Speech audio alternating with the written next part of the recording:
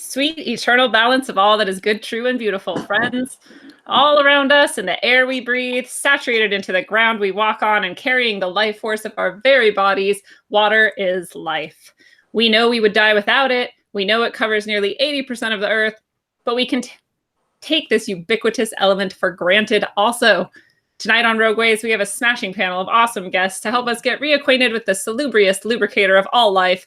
But first, let's remember that Rogueways is now part of the Eyes Open Network. This new collective of creators is comprised of myself, Benjamin Balderson of Odin's Alchemy, Claude Furry of Talking Nonsense, Steve Poikonen of Slow News Day, and Brad Tracy of JFK to 9/11. These incredible creators will get together at least once a month to deliver a squawkerama. You can expect wacky antics, topical philosophical wanderings, and nearly illegal amounts of fun.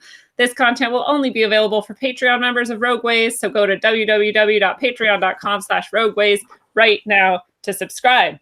And now, for our guests. First up, we've got my original unofficial co-host, Derek Murphy. Derek is the ginger with soul, the stock happy genius, the seer with a vision befitting the night owl that he is, the joker with the lungs of a champion, the man with the heart of a lion, and the thinker with the uber, all connecting conspiracy theory to end all conspiracy theories. Outlined in his debut on Rogueways 1.19. So Derek, my friend, welcome back. Thank you for having me. It's great to be back. Really great. Thank you. Next up, we have Rogueways' biggest fan and my unofficial manager, Brett Sailors. Brett learned a long time ago that work is for suckers, and since then, he has wandered through the wonder and joy found in nature and sent that love right back out into the universe to share with all of us. Brett is a connector of nodes, a seeker of ways, and a generator of goodness, and I'm so happy to have him back on the show tonight. Brett, thank you for being here. Hello, everybody. Did you know you're my unofficial manager? I was hoping. Good. And finally, we have the man of mysterious and deep thought, Jeff. Jeff is a beautiful soul who treads lightly and drops heavies. With a lighthearted approach to the darkness seeped so thoroughly in all of our walking lives, Jeff reminds us to reach toward the best while not ignoring the rest. A musical maestro, an artistic wanderer, and a force to be reckoned with. Jeff, welcome and thank you for being here. Thank you very much. Thanks for having me. Awesome to have you guys all here tonight to talk about water. And so the pointless question of the episode is inspired by my students who for 2 years now, all of my students in all of my classes at some point have brought it up, whether or not water is wet. So my question to you is water wet? Does someone want to go first while I look up the definition of a wet real quick? Yes, do it. I'm telling you, the reason I'm asking you and the reason they've talked about it for so long is there's actually really good arguments on both sides. I'm going to just say yes. Yes, it is. Yes, it is. That's what I said. This says wet means covered or saturated with water. Can so water be covered or saturated in water? I don't know. And another one is showing lack of forcefulness or strength of character. I don't think that applies here. Oh, that's like a slang. It's British. Yeah, I don't think it means silly. I think. But I'm going to say yeah. I guess yes. Why? What's the argument against it? Because if water is what makes a thing wet, can water make itself wet? It's always like, is hair hairy? Is it like? It is. It is exactly like that. I don't know. Describe the thing itself with the adjective that it is. Yeah. Like an orange is orange, right? True. I want to say yes, but if I don't know. If you were all saying no, then I would probably... You'd think again. Yeah, I don't know. See, I said yes originally, and then people were like, okay, but you're wet if you have water on you. Like, how does water have water on it? I'm like, well, if you're in a puddle, if it's a puddle of water, like the waters have other waters next to them, they're wet. Exactly. I don't know. Yeah. But if you're thinking of like one water molecule, maybe it's arguable. Well, we can go find that one single water molecule floating out in wherever. And say, you're not wet. Are you wet? Do you have anything to add, Brett? No, that's a ridiculous question. That's why it's the pointless question of the episode. It's kind of like we are the universe, but we're in the universe. We're the universe experiencing itself. So like, where do we end and the universe begins? Like, where does the puddle end and the like? What, or you know what I mean? Yeah, so, totally. Like, so yeah, I don't know. You took it somewhere. You took it somewhere meaningful, even though it never went together. Good job. I feel like that generation will eventually like write a treatise or something, like a philosophy of water being wet or not wet, and they'll have like a battle about it. And hundreds of years from now, people will be like, "What the fuck?" It'll probably be a BuzzFeed list or something like that. It probably Yeah, won't be a all whole the thing. reasons why water is wet. We're in the opening act of Idiocracy. Yeah, Yeah. I feel the same way sometimes.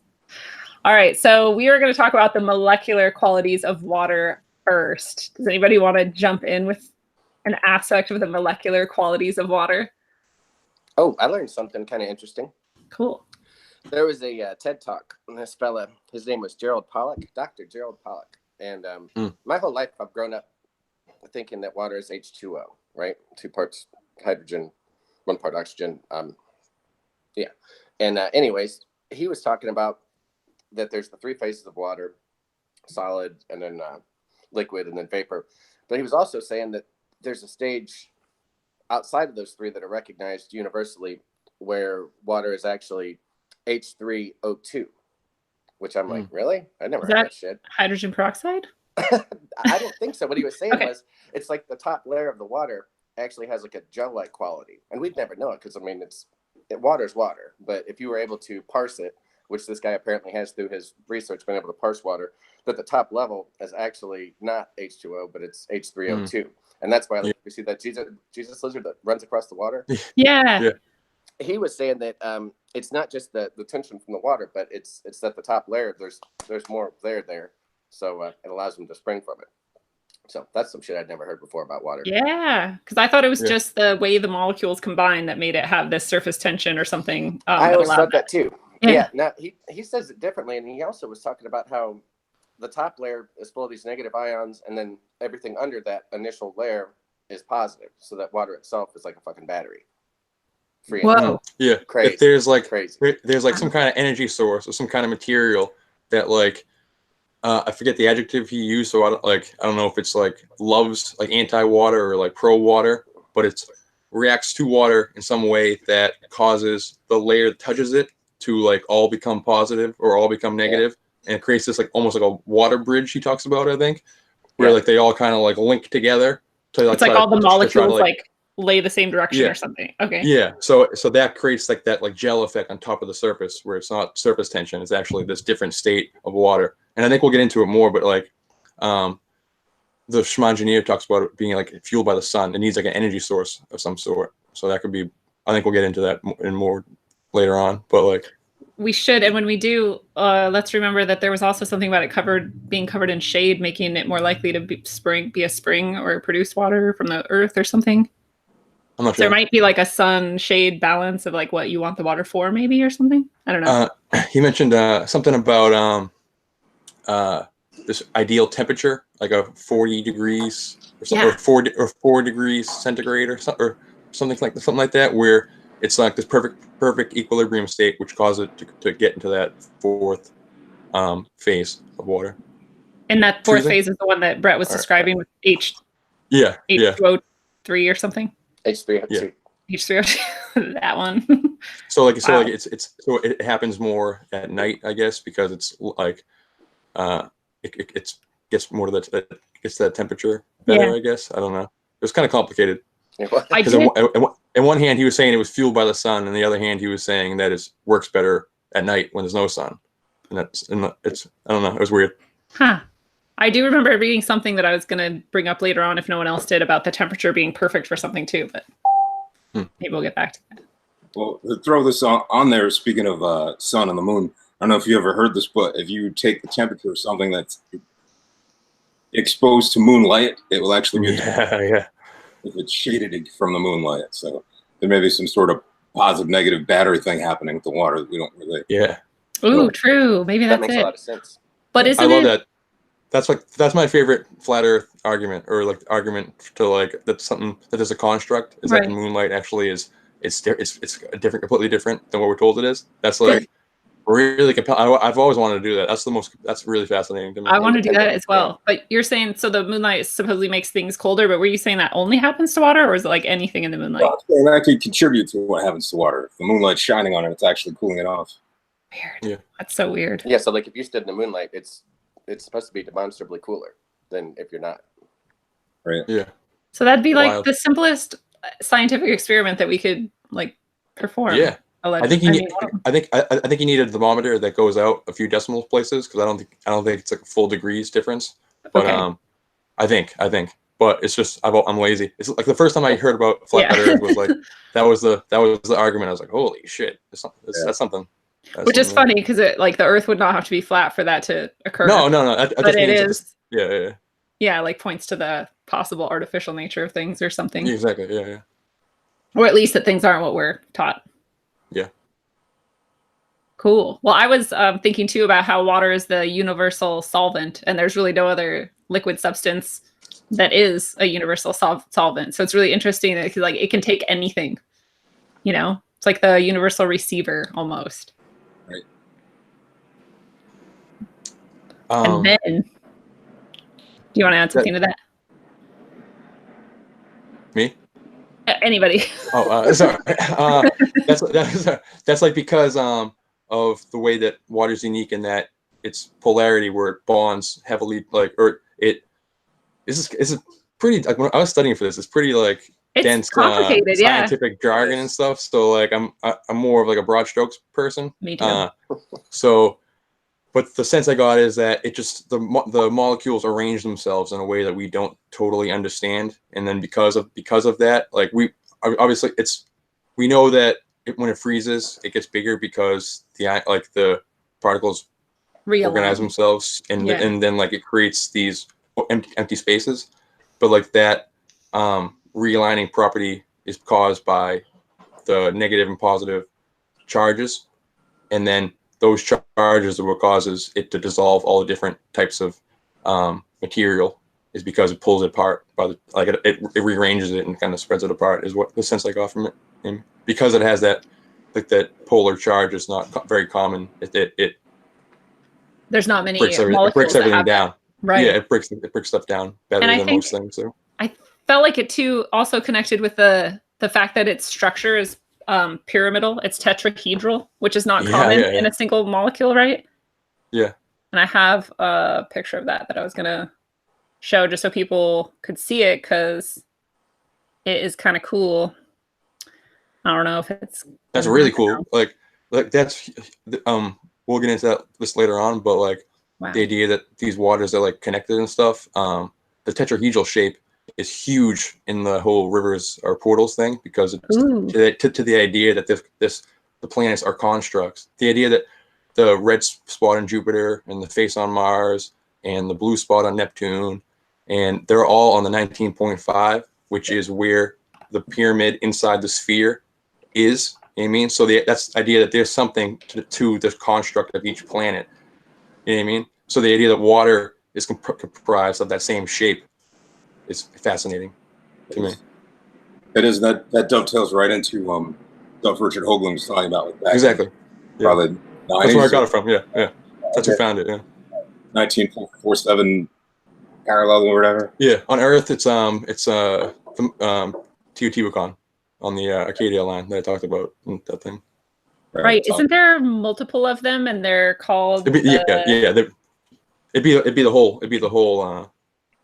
Or like, in this case, it would be the whole longitudinal line, or the whole latitude, like the whole sphere, across the whole sphere. But it just so happens that there are these major points which could point to the fact that like it's where the pyramid is. You know what I mean? Like, does that make sense? That the whole around the whole sphere would be sacred, but the points, like the red spot in the face, would be where the actual points of the pyramid would be. I got you. Yeah. So if you're trying to, like, so to how to figure out where you're up, like what side is up in like on a ball in the middle of space, positive and negative, right?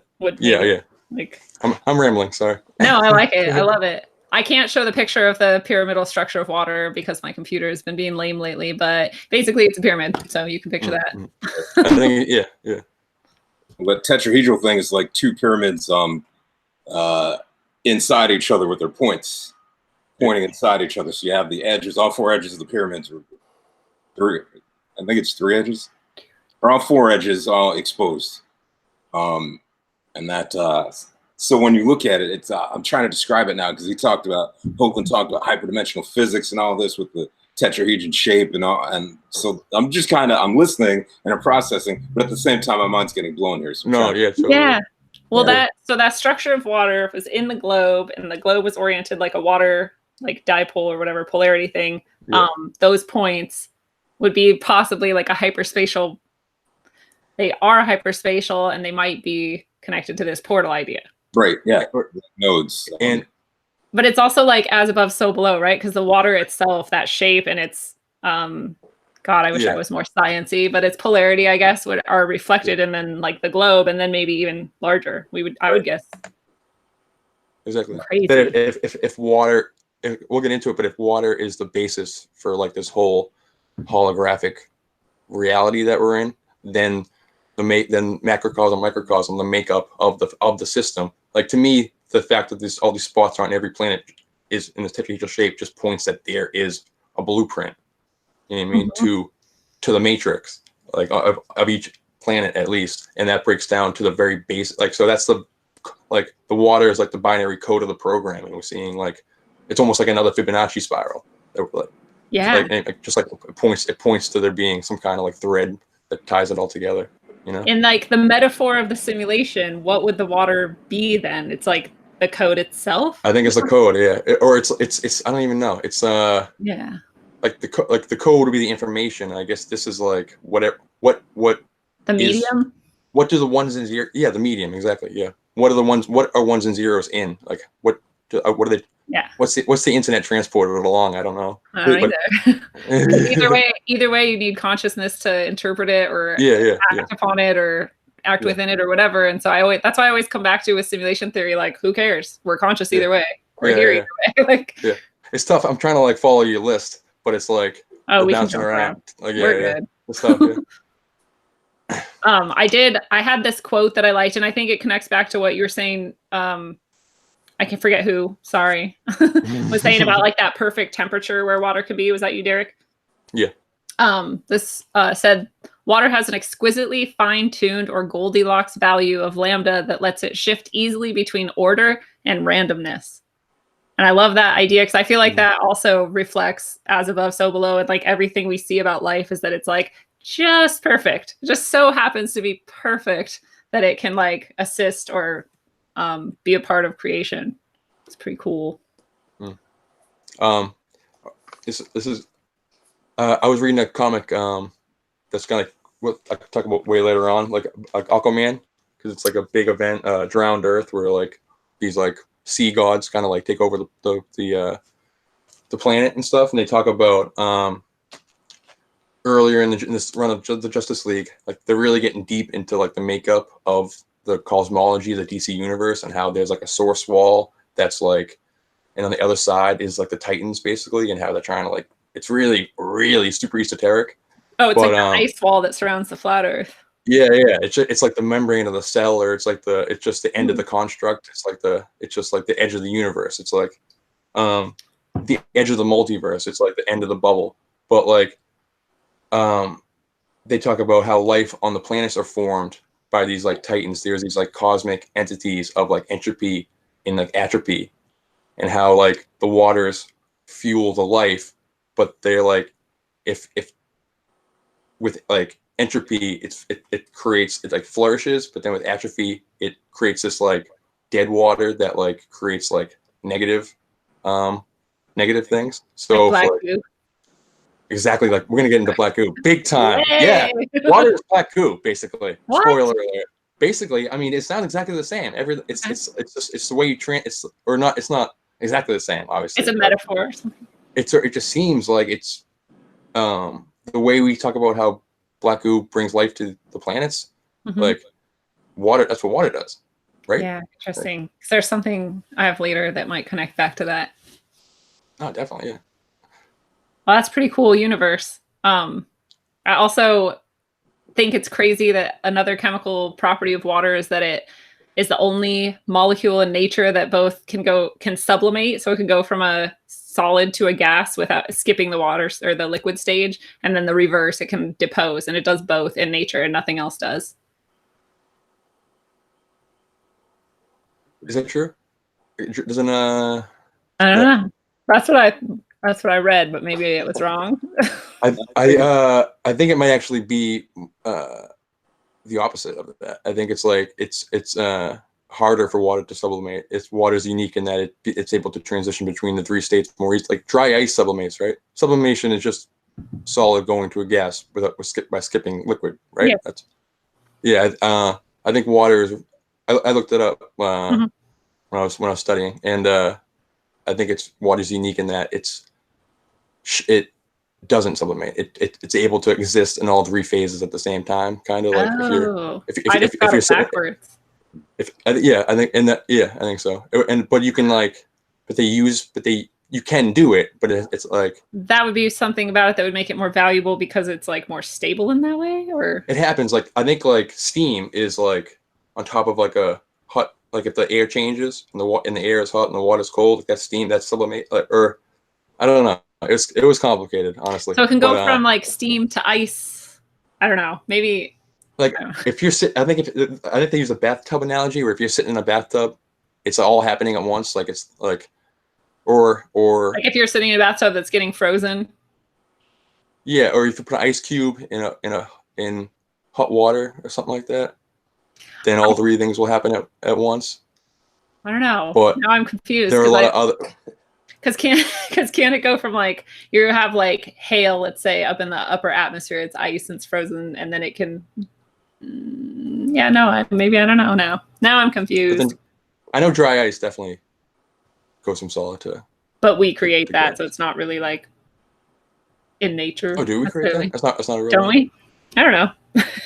I'm not sure. I don't know. It was confusing. I looked it up because it was confusing, and I didn't get.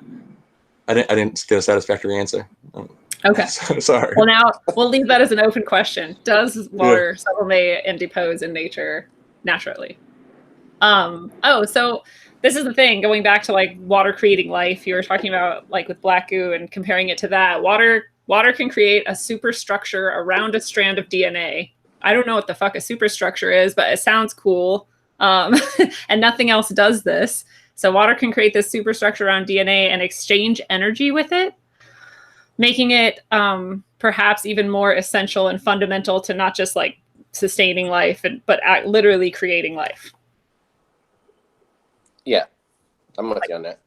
So then that goes back to like water being possibly like the code itself. Well, no, it still wouldn't be the code, but it would transmit the code, right? I don't know. Yeah, that's kind of a good lead-in. I watched this documentary fucking so many times in the last 2 weeks. It's called Water Memory. But there's this fella, his name was Jacques Ben-Venise, and he was like this baller professor and Nobel laureate dude, and really big in the 80s. And he was the first person to say that water had memory. So he got fucking slammed, and they really, really ran him out of town. I mean, just, the guy died in shame.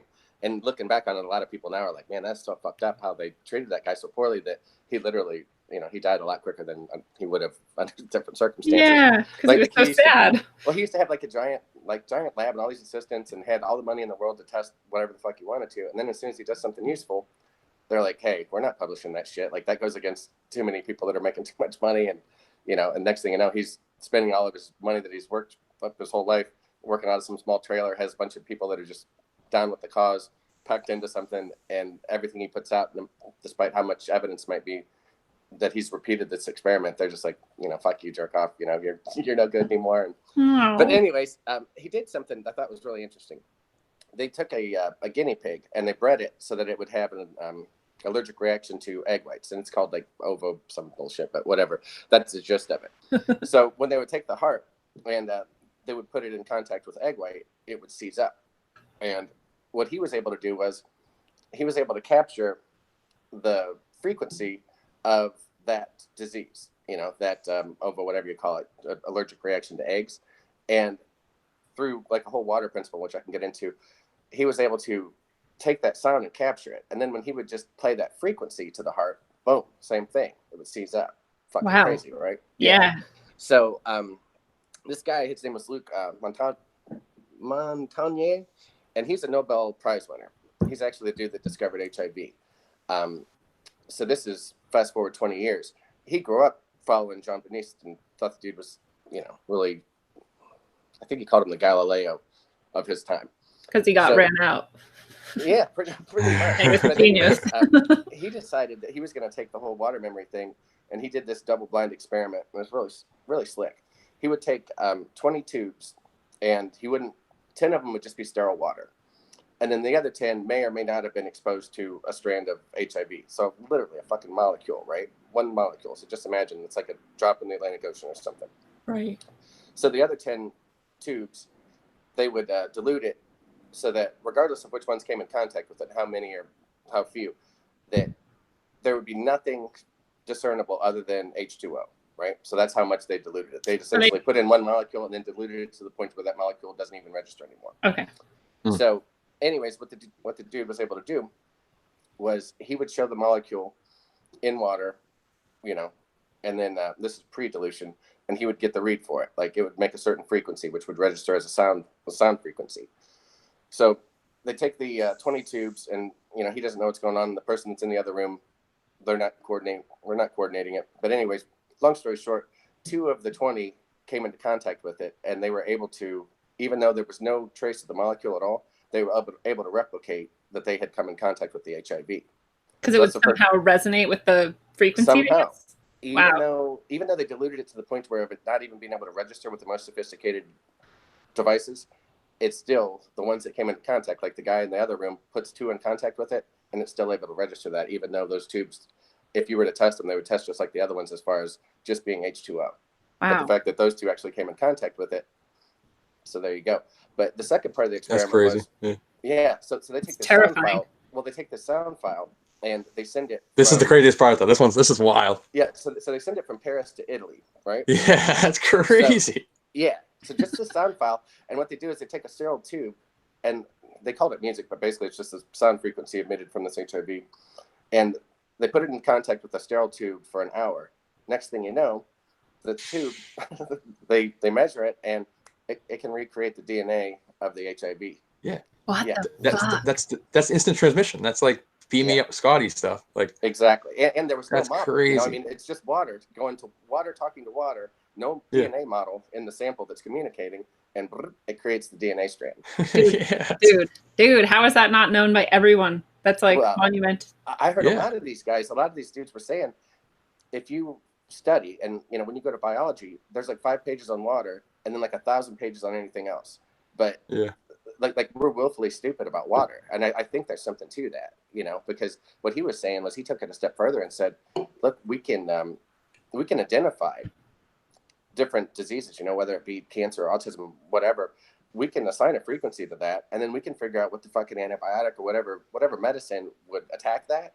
And once we, it might cost us a shitload to figure out the cancer frequency, but once we have it, we could fucking share it globally, and it wouldn't cost shit. Because it'd just be sound. Right. And all these big fucking corporations that run the world say, hey, we don't want you developing that, you fucking asshole. Yeah. And next thing you know, that guy can't get published anymore, and he's considered to be a jerk off, and no one will touch him. And now, he's spending his own money to do the research because no corporations will touch him and no universities will touch him. So they've suppressed this shit. I mean, probably 100 years. Jesus. So, and people just pass it off as like, oh, that's been debunked. Like the end. Well, exactly. They're just like that's exactly what they do. Based on what? Debunked how? How do they debunk half the shit? Snopes type of thing. I mean, they have a medical version of a Snopes that just says, nope, fake news. Just a guy and his cat in a fucking garage being like, I'm determined. Well, and all these people that are working at universities that have the big money and the big staffs, they'll get defunded if they support people like that. So they shut the fuck up. They just get theirs and they do their thing and bury their head in the sand, and they don't stand up for what's right. They just take that money and do what they do. Yeah. And if you can't, I mean, if you have to work like in order to pay for your stuff, you just can't do it. Like we all have jobs. Like we're not like professional researchers. It'd be nice to get these grants. So these scientists are probably just like, okay, I'd rather work on something that I love than not be able to have to work at a supermarket or something. Well, and not be besmirched and have everyone saying that you're an asshole. And then on top of it, be kicked. Yeah, exactly. Even if the money wasn't a factor and it wasn't a motivating force, I feel like people are just assholes also, and they're like, I don't accept, that's not my truth, and it doesn't jive with what I think, so that's not true. Well, and if you don't have access to the publications can say, hey, we tried to do Jean-Denis' experiment and it was dog shit. well, that's the only thing that's getting published. Yeah. Then that's what the general consensus is. But I feel like even like with that frequency thing, is this maybe part of how because there are people who treat diseases with sound. And so like, I wonder if they like find almost like a reverse sound or something that can destroy it. If they have the sound that can create it, maybe they can have the sound that destroys it. Yeah. Well, it's one of those things where they're not doing nearly enough research to figure out what the frequency is that is the disease. Like we don't even have that isolated when, we should have had that shit 50 years ago. Yeah. But, the theory is that once they have that isolated, then trial and error, we can just keep attacking it with different things, and we'll eventually figure out what reverses that and what heals that. And that theoretically, anyone with cancer, if they get exposure to this frequency, it would reverse what's happening on a cellular level. So this is a just random tangent in my mind, but I was thinking Harmony from the group posted this blessing that she did actually at my house like a few years ago. I lived on a river, and she sang a water blessing song to the water. And I was just thinking about like, do these songs, these ancient songs that people sang, like actually have an effect through the frequency? I mean, I think they do. But this would maybe like reinforce that we can actually maybe produce sounds on our own that have like legitimate effects, especially on things like water that are fantastic transmitters. Yeah, I think that's 100% what's happening. And I think that's what they do in Catholicism with the blessing of the holy water, when he puts his hand over the goblet or whatever, and then does his little hum, and then it changes. That's what. I didn't really say something. I haven't been to like church in like 15 years, but from what I remember, he had the little spiel, and then he literally like, this is a cup of my blood. It's my blood. whatever, and then puts his hand over it and does the Holy Spirit, Almighty Father, forever and ever, and then that's what transmutes it into the right. I bet there was a time when that actually transmuted it to blood. Exactly. Yeah, I think that's a bit just based on something real. Definitely. Yeah. It's funny that Jeff, you said that. I heard another guy, I forget which, this might have been that Top Secret Water documentary, but they were talking about Jesus turning water to wine. And this guy's of the opinion, he's like, that's not that far fetched. He's like, if people had the knowledge that we're just scraping just the top layer of it, if we'd have dug into it, there's probably all kinds of wicked shit we could do just through intention and stuff. So who knows? Yeah. Well, and we will definitely get into some experiments with noticeable changes in water after things like that too. But Jeff, do you have any thoughts on this section? A zillion of them. First off, I think anything that's going to threaten our current paradigm is going to get shut down. So if you discover the cure for cancer, that is a world changer. I think that's going to be fought tooth and nail. I've seen a lot of, maybe not a lot, but a few times experiments like that water one and other ones have been replicated and succeeded, and yet we don't really hear about the results, or it gets shut down. Like I know you're familiar with Rupert Sheldrake, right? Did this experiment about intentions on plants, and like you could focus on like burning a plant, and you actually read something on an electroencephalograph. The plant actually knows what you're thinking and will react to thought of harm. And I think it was some show, believe it or not, I think it was Mythbusters back when that was on. Yes. And they did the experiment, and they fucking got a result. And I know. And then they said it was busted, and I was like, "Fuck you." Bastards, you get a result, but literally the first time they did it, they got the result, and it's like, no, this can't be. Obviously, it was like a blatant example of just ignoring the data, and I was like, "What is wrong with them? They're supposed to be scientists. They're not scientists." It's bullshit. But that's a metaphor for like all of life, It's like you get this cool result, and because it threatens the paradigm, obviously we can't keep researching that result, But water. There's a lot of different examples of the water being mystical and programmable. I mean, even like the Bible, like in the beginning, right? God's voice moved upon the face of the water, and it's like sound water. There's the clues right there to me. True. Clues to creation between sound and water. Gotta be somewhere in there. Sound, water, electricity, and magnetism. Yeah. Something happening for sure. Good point. All right. Any more thoughts on that sort of section of ideas? Go ahead. Yeah, you go. I was just going to say, I learned something. And again, I say I learned it. I heard someone that I take as an expert. So they certainly knew more than I do. But talking about, like, if you look at a single molecule, you know, whether it's this beer can sitting in front of me or a shoe or whatever, that 99% of an individual molecule is water. And that 1% is like a protein or magnesium or some shit. I never thought of that. But like, so, you know, anything, this pen, every molecule in it is 99% water. So it's not just our bodies or the planet. It's like literally everything. Everything. Like this guy used the example of a shoe. I was like, God, you think everything would be squishier? I mean, but I guess that's just my brain working. But yeah, I was kind of shocked. I was kind of shocked to hear that. I don't get it. So like if a molecule is 100, if it's 100 people standing in a circle, the example he said was 99 times they would say water, and then one time someone would say protein, magnesium, whatever. Wow. I mean that could explain like animism. If water is conscious, then that could explain the consciousness in inanimate objects. Oh my God, true. Yeah. So then, like, is it that the things are absorbing the water, or is like water just an essential part of everything? I think it's everything. Yeah. Yeah. Wow.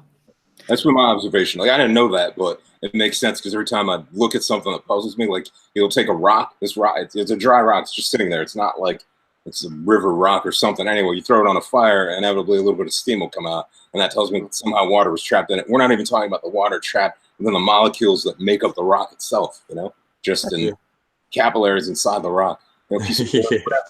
It's like everything has water in it. It's trapped somehow. So that makes total sense to me. That, you know, most of the molecule is water anyway, or most of the substance is water. I love that you brought it to that, because that's like it's something that I like about Crow, where he's like, you know, we should be able to observe or use our own senses to explore, and that's a really simple way to see, like that water is part of everything. That's cool. Oh, I wanted to talk to you guys about source water, and what do you guys know about source water? I'll just throw out there that one of the things that I think is really strange is that we don't teach source water as part of the water cycle in school, and I didn't even know source water existed until literally maybe 4 years ago. But by source water, you mean drinkable water from the planet, from the ground? Water that just springs out of the ground. So like artesian wells, or like I went to the headwaters of the Sacramento on Mount Shasta. I forget if there's a name for that spring or whatever, but it's like water is just gushing out of the side of the mountain. It's not coming from like higher up or something, like it's coming from like deep up and coming out from there. And it's been there for thousands of years, documented, gushing at that rate. It's never slowed. Like, and it confuses me why they don't teach about it as part of the water cycle, because it doesn't, if it's never slowing down, it's not affected by rains, it's not affected by whatever else is supposed to affect the water cycle. But then we're taught that water is running out and that it's a finite resource. Yeah. Like that's what it is. That goes against the scarcity model, which is how they control us. Right. Yeah. I mean, we have so many examples of source water. We have artesian wells, like I said, headwaters, like I said. We have regular springs too that just kind of bubble out sometimes. We have hot springs, whatever. And like, where, I don't know, what are you guys' thoughts on like, where does that come from, or what is it? What's the source of that water? When I was searching what is source water, like all the results are about what is source water protection, and the idea that you cannot access source water at all. Like you cannot go to like they have pretty much every source water. Like the pictures they were showing were just the source water, and then just concentric circles out of zones that you can go, and then like you cannot go near most source water on the planet. Like, and that was like where are they saying the source water is in their just idea? like they're saying like it's anywhere. Yeah, lakes, springs. Like the idea being that the planet's 97% water, but only 2% is fresh, and most of it's in glaciers or trapped way beneath the ground. We can't get at it. So the source water, from what I got, is just any water that we can access that we can drink right away. And I think that's a misleading idea, because there's like a water table, right? And you can tap into it, you can drill your well down and you can access that. And maybe that's what they're referring to, but that is depletable. And it does, refill with more rains and whatever. But this is like just never ending. It always is coming out. It never seems to deplete. And we can't find. So this is the thing that fascinated me in high school when I learned about artesian wells, is that we don't usually know like where it's actually coming from. We can't find it. Yeah, and it's not. I think we probably know. They don't want us to know, so that's why it's shrouded in mystery, and no one takes the time or effort to study it. I mean, I'm sure they know that it's an infinite resource. You know, that's part of Mother Nature, and they want to act as if it's a finite resource. So, you know, you don't hear much research on it. I mean, like that guy in the documentary was saying, he's like, there's 5 pages in any biology book about water, but look at water's fucking everything. Like, shouldn't that be like a main part of our learning? Yeah. Is learning about water, considering how much of us is water, how much of everything around us is water. Especially if it's so easily affected by things like sound, which is right. Yeah, I mean, that's shot at us from all directions, like Lady Gaga. Yeah, exactly.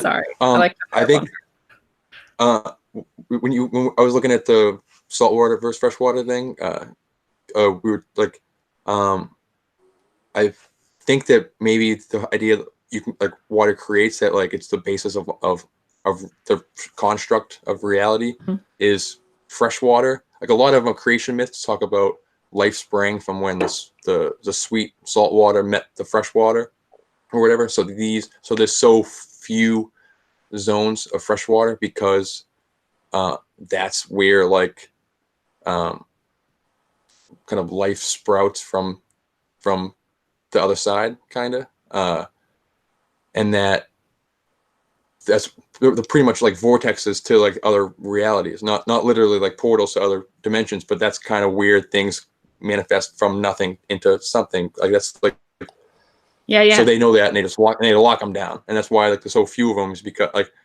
salt water doesn't have that property, so that like it's almost just part of to me it seems like it's part of the construct. It's just like it's so that this whole the planet's not overrun with just stuff like it's like a natural defense mechanism to keep it only at 3% of the water is the water that's used to actually sprout life or to like it's like God's paper like to write on or whatever is the water.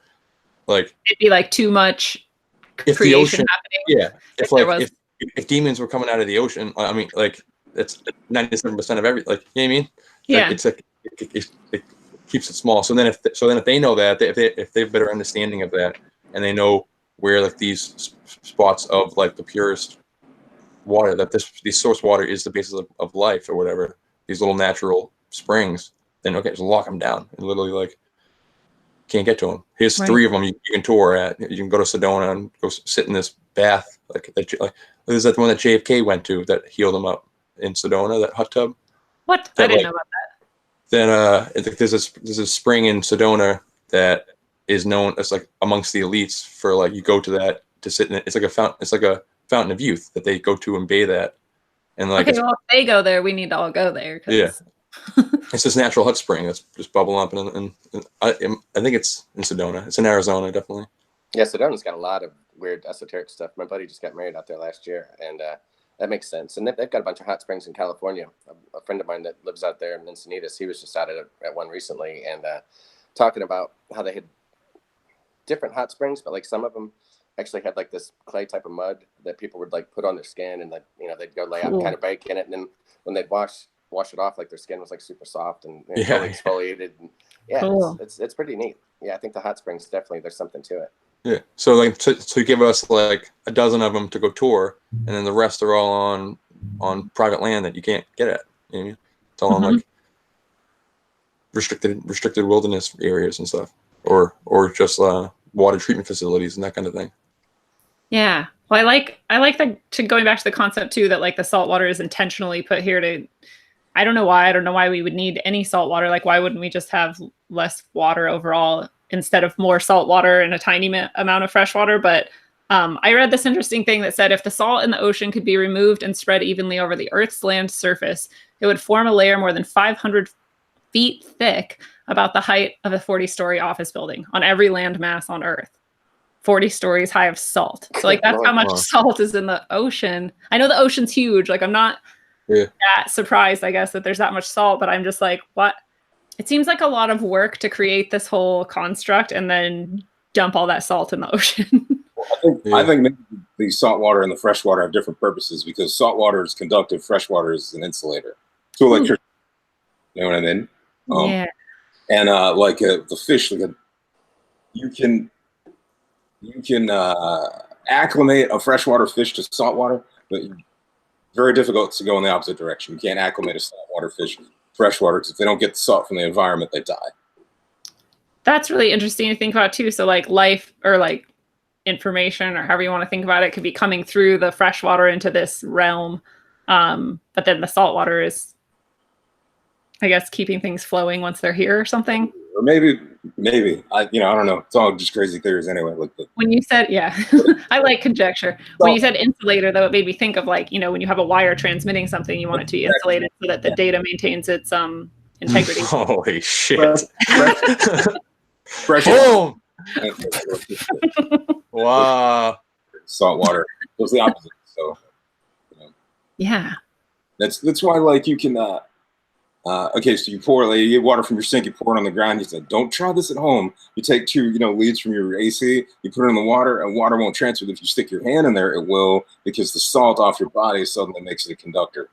And of course, the electricity will transmit through the path of least resistance, which is your body, to get to the other side of the wire. So, like the salt like runs off your fingers and like transmits and then gets back to your body and then goes through. That changes the ability for water to conduct electricity. So, wow, maybe a key there. I don't know. There's so much salt water everywhere. So basically, like the planet, if it's 97% water, it's basically a big water drop with a couple of specks of dirt in it, right? So that's what creates this big energy ball, and then the fresh water are the little nodes, specific nodes with the intentional purposes of whatever this might be, Yeah. I'm thinking of it too like this, like all matter's energy. So it's things vibrating and running at different frequencies. So these source water points the easiest way to say it, come from another dimension, because it's coming from nothing and being created right then and there because of some variance in frequency that we haven't measured yet, or maybe we have and just kind of put that to the side because it doesn't need to be public information, Right. And so or no one can deal with it. Sort of clean, fresh, pure water is being created right from the source, literally the source of creation. And then maybe it gets, through a type of contamination as it runs through the soil and collects minerals, becomes salt water, and then becomes conductive. But at its purest form, it's that fresh water coming out of source water. Damn. I love this. I love that we're hitting on this because I've never thought about any of that before. But I want to throw in a random anecdote. When I went down to Shasta and saw the headwaters of Sacramento, I was searching for source water, and I was able to find a lot of information online about this exact thing, about there being a source water and that it's not part of the curriculum. It's not part of the water cycle, as we're told, and that kind of stuff, and where you can find different versions of source water. And like, it was something that I could find. And now when I search for it, I don't find anything. No, I had a hard time finding it today. Yeah. That's why I was confused. It's primarily treatment plants, right? Like when you exactly. That's all it was. Like water was protection. Like source water protection was the term that kept popping up. Or and then one aquifers. Webster definitely. Yeah, crazy, really crazy. So that's just within a few years. I can't remember exactly when that was. It was within the last like 2 or so years that has changed. So it's interesting how our information is being more and more controlled as we move forward. So these source waters, are they like just springs, or are they like literally sourcing rivers, or are they just like little holes? Like, are they just random spouts that are like, what do they actually look like? So like when you went there, I wish my images were working because I was going to show you guys some, but there's all different kinds. The kinds that I've interacted with most is there's some artesian wells in Washington, where now they're built up where someone has like put kind of a piping around it. But if there was no pipe there, it would just be squirting out of the water, out of the ground. Like it's a spout, like it's like someone put a hose in the ground and then like it's spurting out of that. Wow. So like there's some force to it and it never ever slows. And once they build it up and they put the pipe in, it's still going. I have noticed that they do always cover it. They seem to always cover it with some sort of shade. So that goes back to that Victor Schauberger, like saying that if you add some shade, it like keeps it flowing better, I think he was saying. So maybe people kind of know that intuitively or something. So I don't think that like people study Victor Schauberger and then go out and find springs and like help them grow. Maybe though, maybe I'm wrong. So there's that. And then there's like things like hot springs and stuff. They're often just bubbling up from the ground. But I think the thing that ties them together, and the headwaters, the one that I went to at least, it's like literally there's a bunch of rocks, it's the mountain, and then there's just water shooting out the side, like coming out into a river. And that's the start of the river. And then it's the Sacramento River, you know? That's what I was curious. Like, cause like when I imagine the source of a river, I just coming from a mountain. Obviously, I just picture like ice caps melting as it goes down the mountain. But is it actually just these spouts that are causing all rivers, like, or a lot of rivers, or like specific, or some rivers? Yeah, I was trying to figure that out as well because I think that would make sense to me. Because But that'd be huge. That makes sense. I mean, if the source yeah. water is doing this portal thing, then the rivers are portals, these specific rivers. Dude. That's huge. Like, so then you have to find like the source of every river. Yeah, we need to find those rivers that are extra spooky and see if they have those like these specific ones. Yeah, exactly. well sources like that. You know? And then if it has this transmission thing, that's what I was blown away by with that experiment going from Italy to France, is that if you can literally expose this water in a different country to a certain frequency and have it grow DNA, then, I mean, extrapolate. Figure some civilization knows that and is using all their best minds on it, extrapolate a million years and imagine what they're doing with it. That's got some kind of universal instant transmission all over. If these waters are linked, then you can, in the specific river portals from the source water, then you can literally get beamed out. Universal transmission, like instant transmission. Or like Jeff was saying, if there's some sort of like force or entity or whatever that like spoke the word over the waters, and then they like that's life came forth. Oh yeah, that's all the creation myths everywhere. Yeah, I have a whole list of just creation myths. Yeah, yeah. That's cool. Does anybody want to comment any more on that before we move on? Something I was going to mention real quick is regarding like water structure.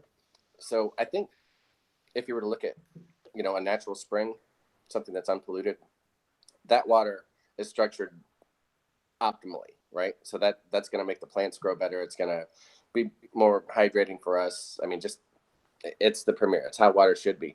Well, going back to that one dude on the TED Talk, that Gerald Pollack, I got the impression, and again, a lot of this shit, it's pretty high level stuff. So this is my interpretation of it, is that if you were to take, a pure water structure and then expose that to water that perhaps was polluted by something, oil or whatever, that the water, once it sees what the pure water structure should be, it can take the oil and remove it naturally. Like, okay, this is me fucked up, but now that I see what I could be, I'm going to naturally be able to clean myself, and that we could extract that clean water. I mean, it's a process that could be done. And there's a fella named Johann Grander, and he did this thing called revitalized water. And this is, I mean, it's all over in Europe, but we don't hear shit about it over here, which we should. But he has this thing that restores water structure. So it's H2O coming in and it's H2O going out. But coming in, it's like from your tap, and it's dog shit, and it's full of all kinds of nonsense, chlorine and fluoride and whatnot. Pharmaceuticals. But going through his system, and whether it's, I saw a guy that took one of these and cut it in half, and his theory was these tubes that it's going through are magnetized, and like maybe this one's north to south and this one's south to north or whatever, but it's just a series of tubes hitting it with different vortexing too, right? Exactly. So yeah, when it comes out, now it's as it should be. It's you've got your polluted water, it goes through his deal, and now it comes back out with the water structure as it was intended. And that people are saying, like, I think the way that he kind of took off was big laundromats bought into it, and they're like, dude, we have to use like way less detergent and stuff because the water is so pure, it does such a great job of cleaning. Wow. So then people were like, okay, well, I noticed at the bakery, our fucking bagels are lasting longer than they used to, and our plants are getting ripe quicker, and people are like, okay, well, even though the scientific community at large shits on this guy, there's a lot of big companies that own these systems and that use these systems. So it's kind of curious. So if it's making bread better and clothes cleaner and making plants live longer, clearly it will help us as well. Well, yeah, no, like people are saying, like the water feels softer, and they feel like they're getting more hydrated. And in the reverse, it's probably true. Like, in the reverse, it's probably true. We can corrupt it. Like there's like one experiment where they were kind of like the Emoto experiment with like the freezing, like exposing the frozen crystals. Mm-hmm. They were doing it with water and pollution, and like taking these like microscopic photographs of the crystalline structure of water, like along a river immediately after like a waste dump, like a waste plant or whatever. Yeah, whatever. Yeah, and like after a mile, the water will naturally like so it had the obvious signs of like the destruction of the water, whatever you want to call the corruption of the water, and then because of the vortexing process of the river, after like as you went farther out, it started to regain its crystalline structure from like the vortexing pattern at the bottom of the river, like the river nap. That's why it meanders, because it digs into the trenches, creating this like well at the bottom of the riverbed, creating this natural vortex of the water that purifies it naturally. That's crazy that water would like tend to choose like a path or a motion, or that it has like an internal motion that it wants to do that does this. Like, right? It's just, like the water is the thing making the river, so it's like creating its own pattern. It has its own. It's almost like has its own consciousness, where it meanders in a way to fix the terrain around it in order to have a desired effect. To get to a point, and the desired effect is to get to a substance where it has the capability of creating everything. You know what I mean? Which is wild. It is wild.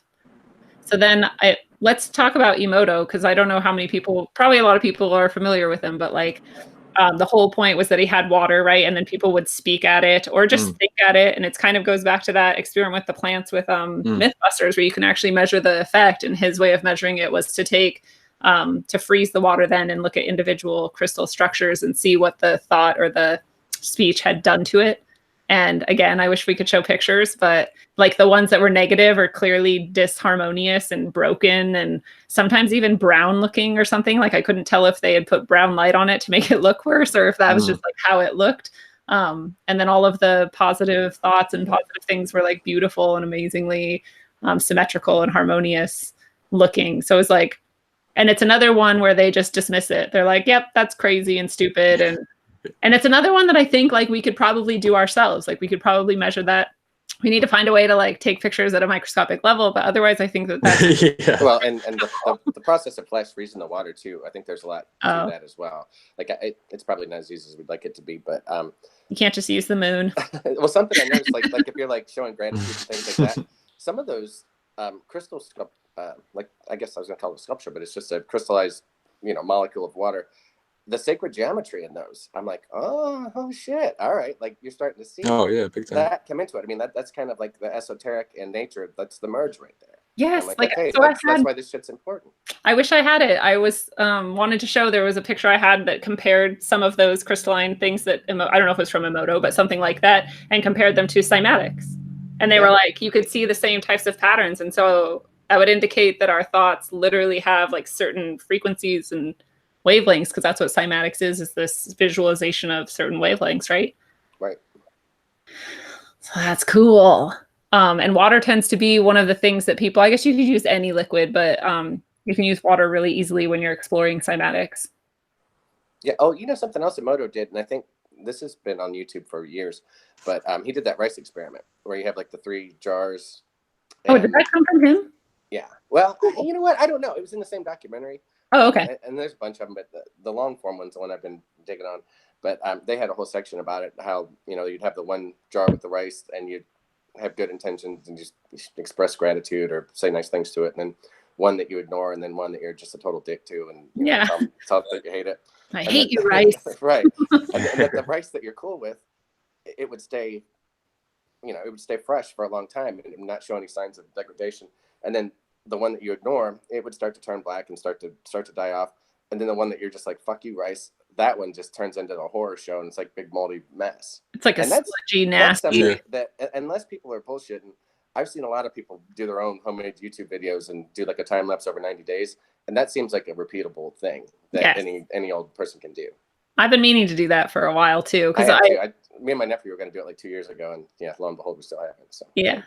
Aside from what it indicates about our ability to affect reality with our thoughts and intentions, I wonder, because I don't hate rice, so if I'm lying, is it going to be as effective? Like, and if so, does that mean that it's kind of like that idea that your subconscious registers something even if you're joking, or like if you call yourself fat but you're joking, your subconscious is still like, I'm fat, Yeah. Well, it's like the first thing that popped in my head, which is ridiculous, but I was thinking like if you're talking to your grandma, you wouldn't just be like, fuck you, grandma. Oh, she knows I'm kidding. Like, you just wouldn't do that. So Right. it's almost like the same concept. Like, you know, maybe it's the frequency that comes out just with the way, you know, patterns of words, and certain words probably just have a negative connotation, whether or not you really have full intention behind it. Exactly. So then I worry because I swear a lot. And then as you guys maybe saw for a minute in the pre-show, I get angry and think at random things and start like getting kind of violent. So that kind of stuff, whether I think it's very serious or not, is probably affecting me and the things around me, you know. And I don't want to. I wonder, like we call them, like when I was a kid, they called it curse words, like don't curse. And I'm like, fuck, I hope that like all these 4-letter words weren't designed as curses. You know? like maybe they've somehow like shrunk it down to a 4-letter word. You know. I like that your response to that is. Yeah, I like how your response to that is fuck. Hey, that's part of the problem.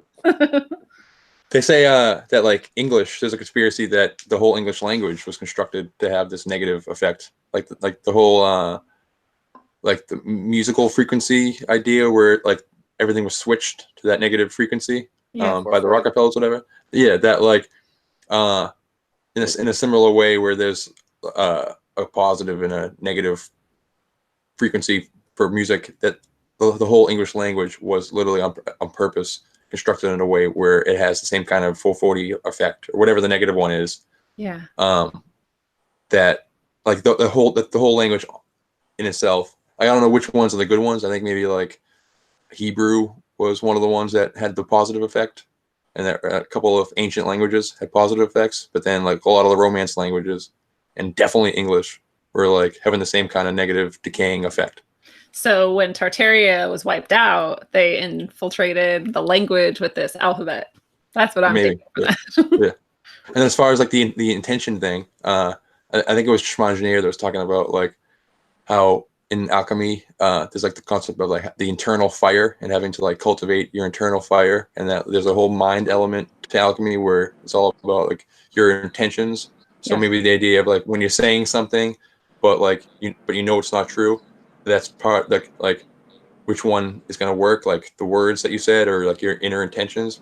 I think that might be part of the like cultivating your fire thing, is working on like the thing that the experiment you're trying to do is actually like jiving with the internal fire that is actually the influence of the reality. I mean, like I'm sure when your intention is pure and your words match that, that's more powerful than when your intention is this and your words don't match it.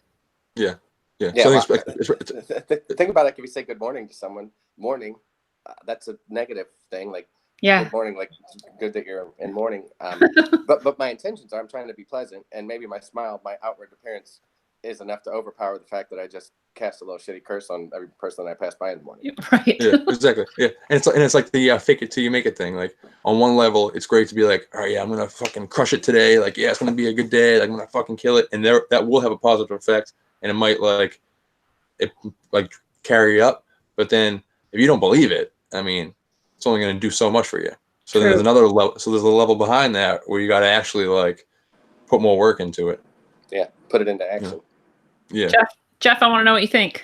Oh man, language fascinates the hell out of me, and I kind of feel almost like I'm kind of agreeing with you in a sense in that. I feel like English, it's a weird language, and it might have been introduced on purpose in a way to handicap us, because there's a lot of weird phonetic crap that happens in English, like stuff like electricity, the elect, you know, the Elohim. You get charged with a crime and put in a cell. You know? It's like little weird things like that sort of leave me a little baffled. You know, like you say good morning, and it's like it's supposed to be a good thing. Like, phonetically, just told somebody have a happy, sad time mourning somebody. Death, you know, you got a mortgage, right? The word for death is encoded in mortgage. Yeah. Like, I don't know. Just and bless you, like be less you. Yeah. I love that episode of THC with that woman who was so poetic and talked about that. Rhymed the whole episode. Yeah, it was so cool. It's another book, not by her, but I forgot the guy's name. I can look it up and post it later. It's called The Crystal Language. That goes into that, like way deeper about the phonetics of the English language and how all these things seem to be encoded in it. And my brain makes me think it was to purposefully handicap us, because you know how powerful words are. So, so even just on the surface, you study a little bit of esoterica and you're like, oh yeah, okay, I get it now. And then you start delving into the whole subconscious mind has no So filter sort of. right, and it's like realize you cursed yourself. Even the fact that we call words like fuck curse words, that had to have an origin because it was a curse, not a blessing or whatever. Even though the word blessing in itself, see, it's like you keep doing it, and it's like you keep going down a hill of like weirder and weirder stuff related to language.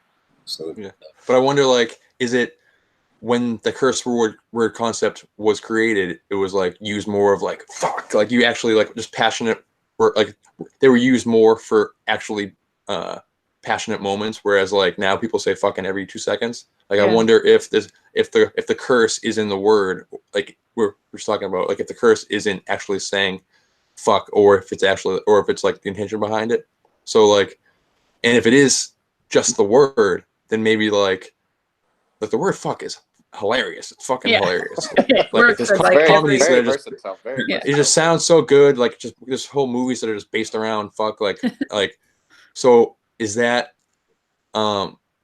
so what effect is that having? Is that put on us intentionally because no matter what the intention behind the word is, it's bad? So popularize the word fuck, make it sound awesome, and you're gonna kill us all? Or are we taking it back and now it's no longer a curse word because it doesn't have the same intention behind it? Like which one is it, you know?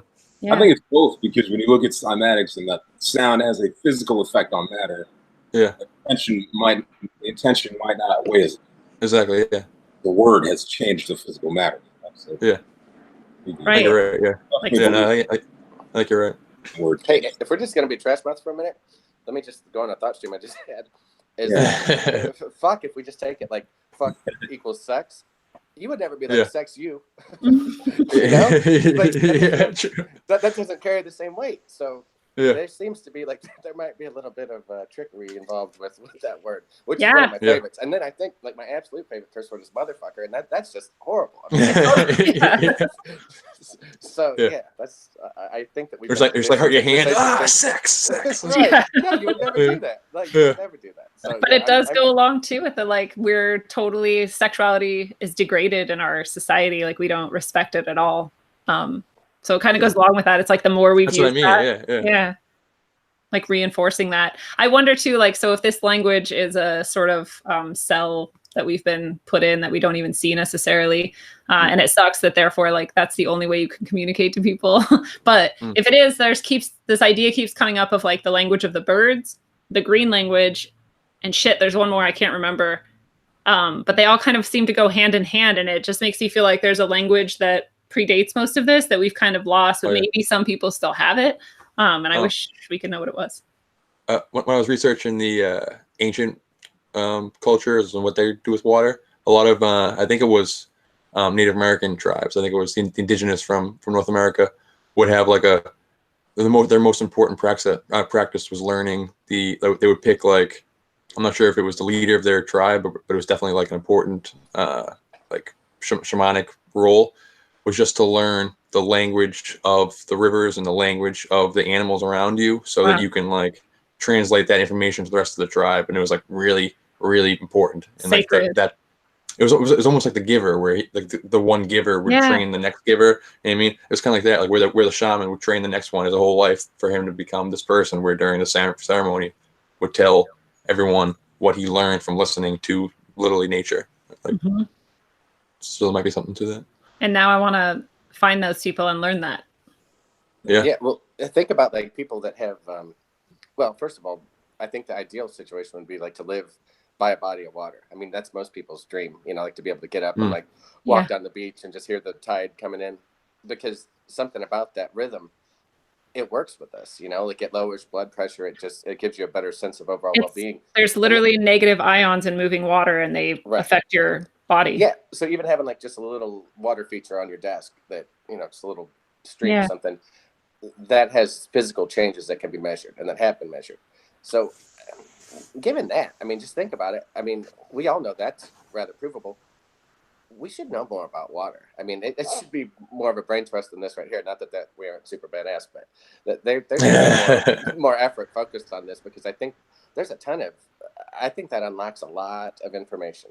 As a matter of fact, I'll go as far as to say, I was doing a walking meditation. I was just tripping out on water and thinking about it, and thinking about the phases of water and how water, you know, like the vapor will go up and create a cloud, and then eventually it'll come back down. And that whole process, you know, there's a vortex involved there, and there's electromagnetism involved there. So before it comes down, True. the water structure is different, like in a raindrop that comes from a cloud, than like distilled water that comes out of a still. That doesn't have the same properties. That, if you were to crystallize it, probably looks really shitty, you know, because the process of it going through the vortex, that's live water. That's a structured water. So that's as it should be. So anyways, I started thinking about it, and I'm like, maybe water in its vapor form, maybe that's what ether is.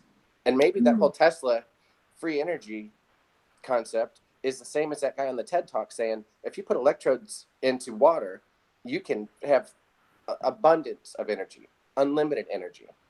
So maybe I think it is. I think it's literally right. Yeah. Now that's in the vapor, Tesla figured out how to take that vapor and separate the molecules so that you have got your negative and your positive, and boom, there we go. That battery, yeah. Like the way that the ancients talk about water, they use it. Like water and ether are almost interchangeable. Like they use it. It's the primordial waters in the ether. They believe it's almost the same thing. I think you're that's 100% what's going on. I think it's that like the this plasma quality, whatever this life-bringing quality is assigned to the ether. I think it's exactly what's really going on with water that we're not told about at all. Right. So it's not like a separate element, or maybe it could be considered that depending on. I think it might be. I think it might be like the physical, like the 3D, how we can perceive what's going on. Like we the same way there's only like 1% of drinkable water. Like the reality that we are exposed to is only 1% of really what's going on, and like I think so. Like in higher dimensions, maybe there's like that's you know like how like the Flatlander idea, where like a 2D shape, like if a 2D flat cube or a 2D flat square on a piece of paper, how would it perceive an apple that passes through the piece of paper? It would only perceive it as like a series of slices. Yeah. So, and that's not exactly a one-on-one analogy, but the world that we see is just one slice of the apple. So I think that the water is basically like just as much as we can perceive of what's going on in this primordial creation behind the scenes. Trans-dimensional water for the win. That's rad.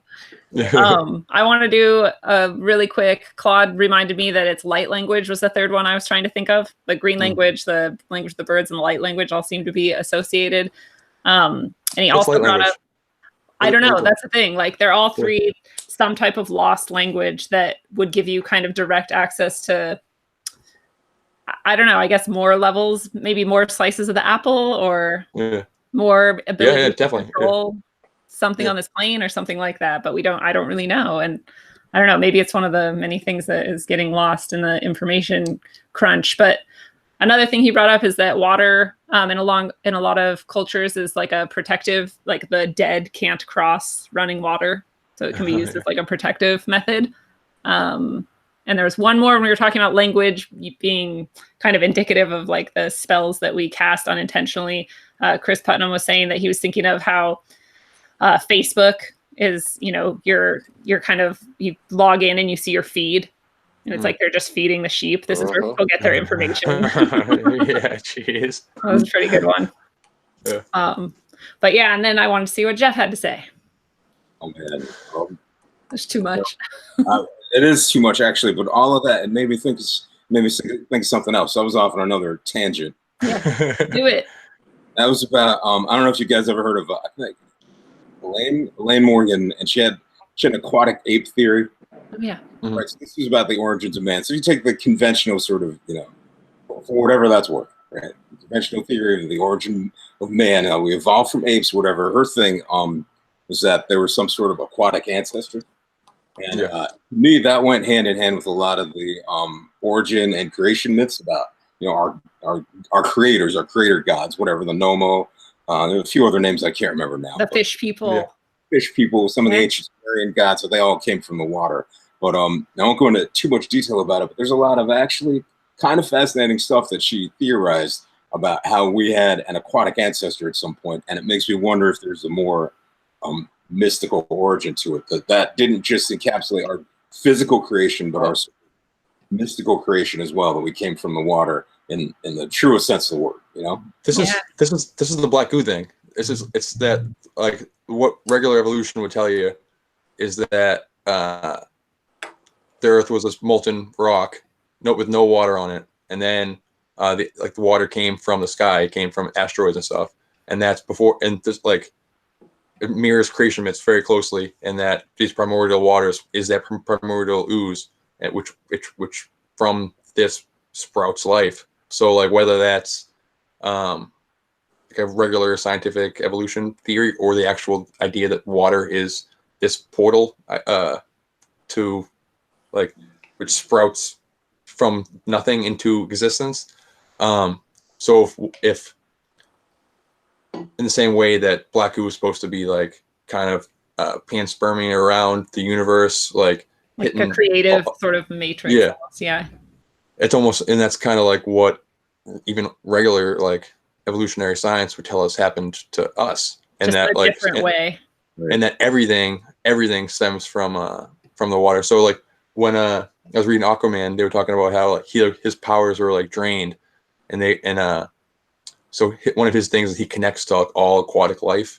Yeah. And that a part of, like, being a fish or being aquatic is that you're more connected to, like, the other fish, kind of. It's trippy, but, like, so after his powers were removed, he felt lonelier than he ever had, because, like, there's, like, this, or just, long story short, there's just this natural desire in all of us to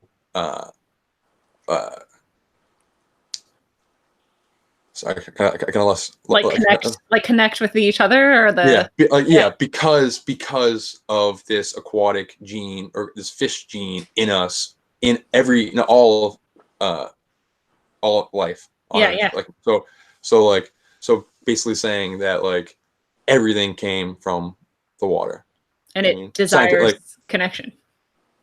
Yeah, and just that, like, just like, nothing didn't sprout from the water. Like, so take that on any level you want to, like, plants, mammals, like, everything, or just, like, scientifically or esoterically. It's like universal in every sort of origin theory. Yeah. That is fascinating. It's, like, mirrored over and over again in all these different ways. It's like they're screaming it at us, but we still don't really even understand. You still need, like, the speaker who made the frequency, the audible, to, like, make the DNA appear in the water or something, or, like, whatever came through the other dimension into the water portal, or, Yeah. Like, there's still something that's presupposed in any of those stories, even if you go to the materialist one. Somebody has to, like, flip the switch. You mean somebody has to make some the spark, life still has to? I guess what I'm trying to say is that life still has to come from, because, like, materialists want to, like, reduce everything to, like, it's just mechanical, and this is just what happens if you give it enough time and, like, some water and some rocks, blam, you're gonna get life eventually.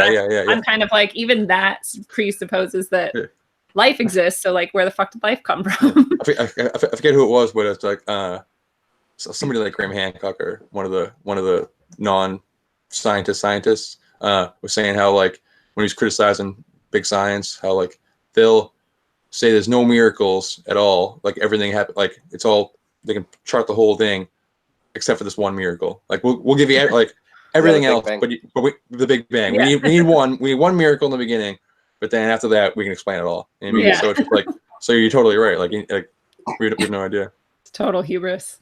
Yeah.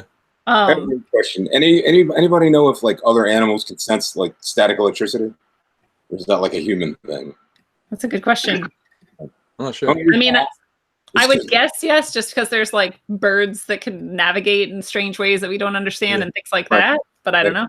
I don't know. The only reason I ask is because bringing this back down to, like, the purely physical level, talking about the whole aquatic ape thing. So there are no land creatures that I can think of that create electricity, like electric eels and electric fish, and even sharks have electrical sensors in their snout, and that's how they pick up on other fish, because they're swimming in a conductive medium, salt water, and then spitting out electrical signals, which the sharks are putting picking up. So it makes me wonder if our ability to sense static electricity is somehow a remnant of, coming from whatever. Ooh.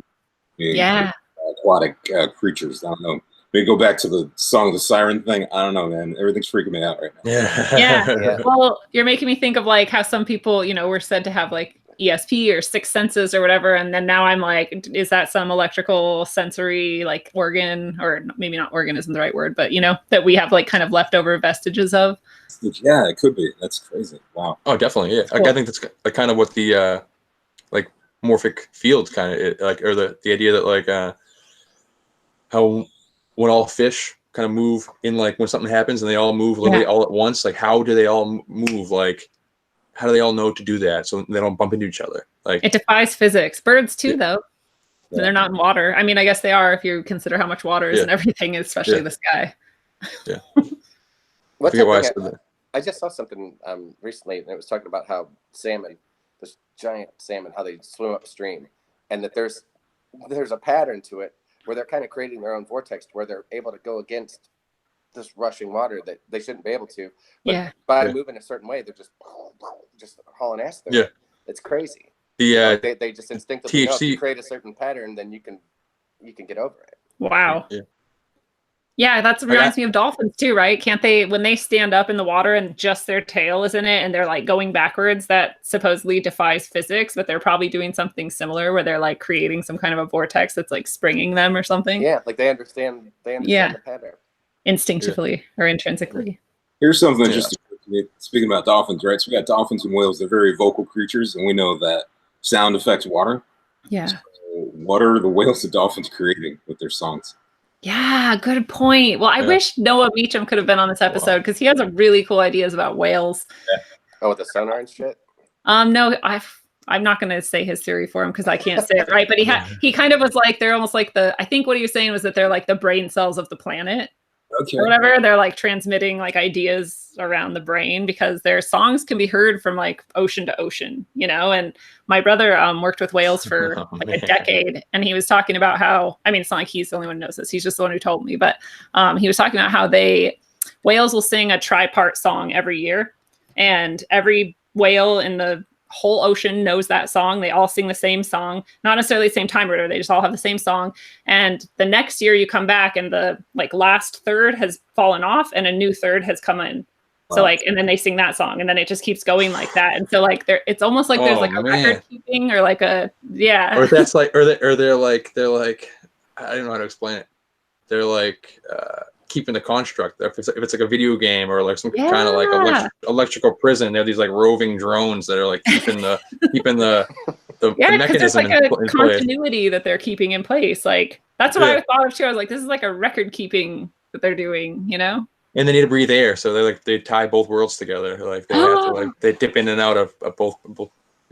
Like dude, this is why I love these conversations. So crazy. Talking about John D, that like famous magician, right? Okay, I don't know. It's I hate when this happens because I can't really connect the thread. But it's something about seeing God and that it was a whale with like 1 million eyes on it. Dude, that's like a holy shit or something. I don't know. So this is also very random. Okay, you go. No, okay, just this one. Okay, so movie buff, right? So there's an old Star Trek movie called The Undiscovered Country. Yeah. Was about time traveling to get whales back from before they went extinct. So now, like right after this, I'm probably gonna go watch that movie because You're like, what did the whales have? So what was I gonna say? Something about, so I had a friend who did a DMT trip and he showed up at my house after doing the DMT trip and he was like, I need to just watch TV with you. And I was like, cool, we're watching TV. I'm like, what's going on? He's like, I just did DMT. And I was like, holy shit. Like you just did DMT and you just wander over here. And he was saying that his trip was that he like, shot out of his body, kind of like the normal thing that happens when you're on DMT, I'm told.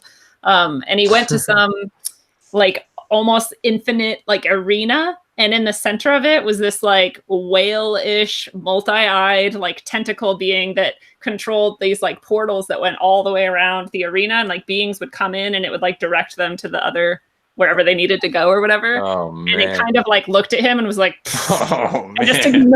ignored him. And then he eventually like got to go back through the door he came out of. But I was just I like, love that.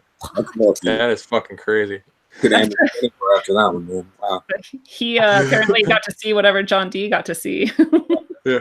I mean, like the Cthulhu and all these Titans, like that's like the Kraken and Leviathan, like the idea of this gigantic monster it's in the depths of the ocean beyond what we can see. Like that's in every like any culture that can see the water has a belief in that. You know what I Yeah. mean?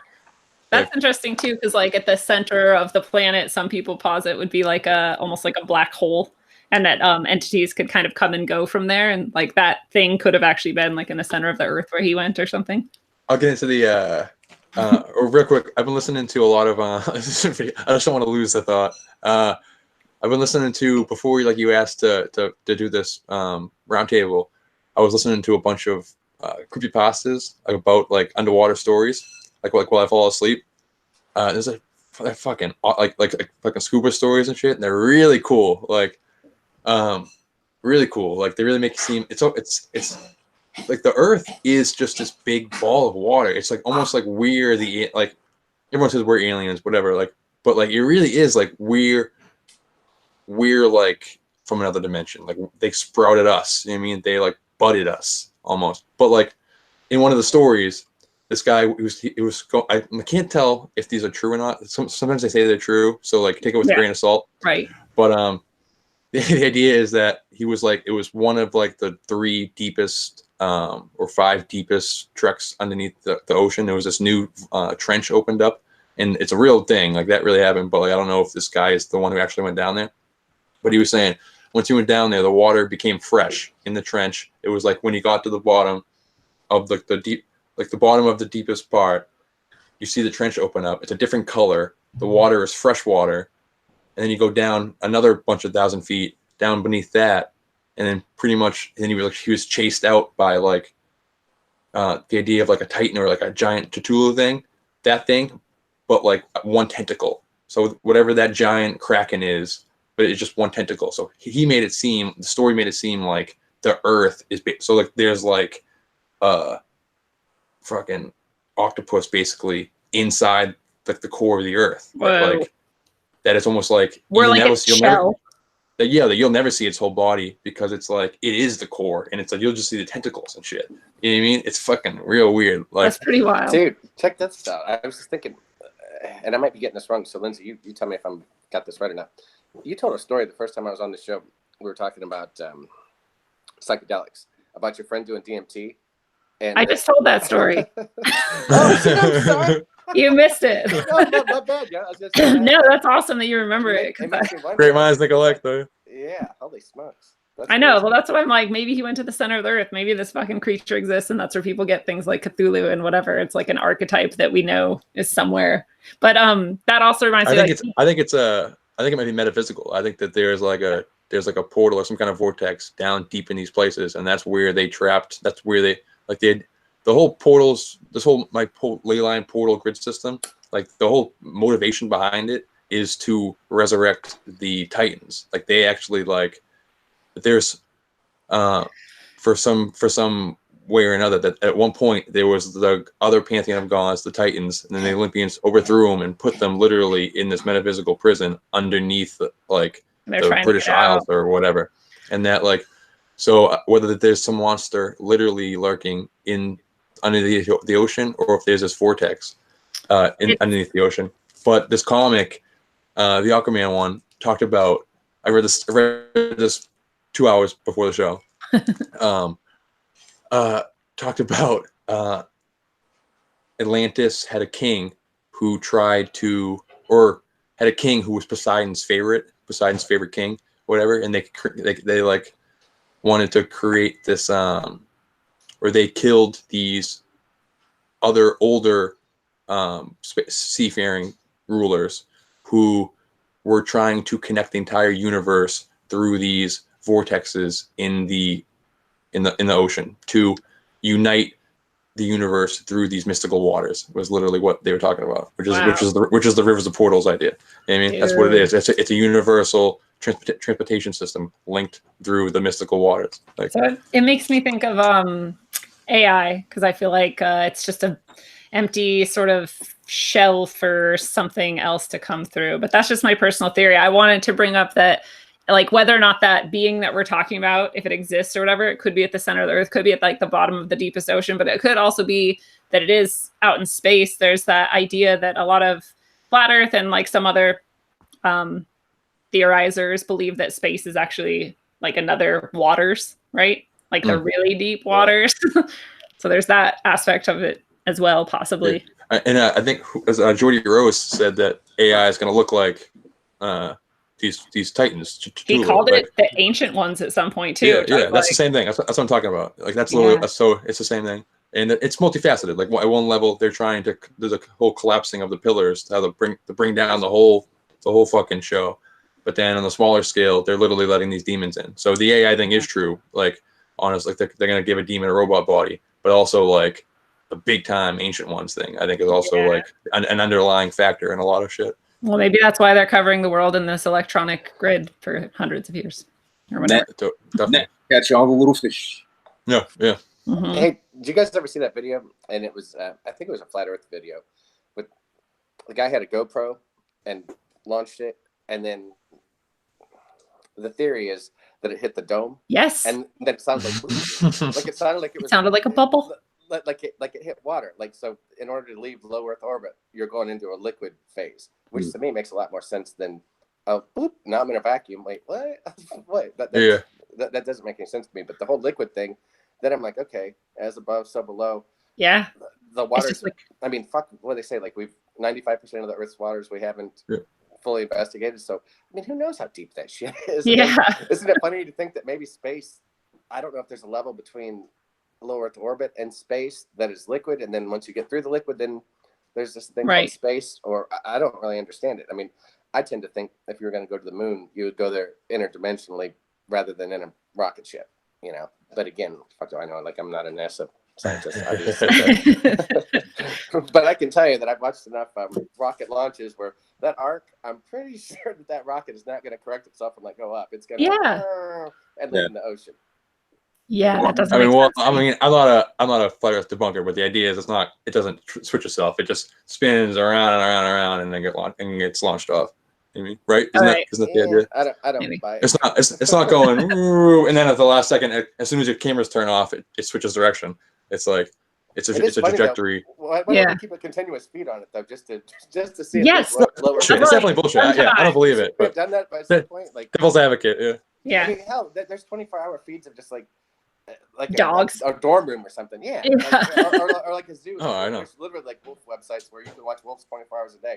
Okay, we're gonna spend $1 billion to launch something to go to the moon. And not even watch it. Yeah, we don't just keep eyes on it. I mean, come on. Especially if you can call the fucking White House from the moon in 60 whatever, then like you should definitely. Yeah, you should be able to like continuously watch a live stream of a launch for sure. You would think so. You would think so, and everyone should want to see it. Okay. All right, I don't know what we haven't hit now. We definitely talked about water having memory, but I did want to bring up that, if water has memory and it's so hard to get something out of the water that even if you're using something like a Berkey filter and whatever, which I do, wouldn't it still then have this potential to be disgusting because it's still got somewhere in it this shit? Yeah, I got a theory on that. I watched this other documentary. And again, suffer through these at your leisure. This one was called Top Secret Water, and it's really not. This is it's a very challenging topic, but it's an interesting topic.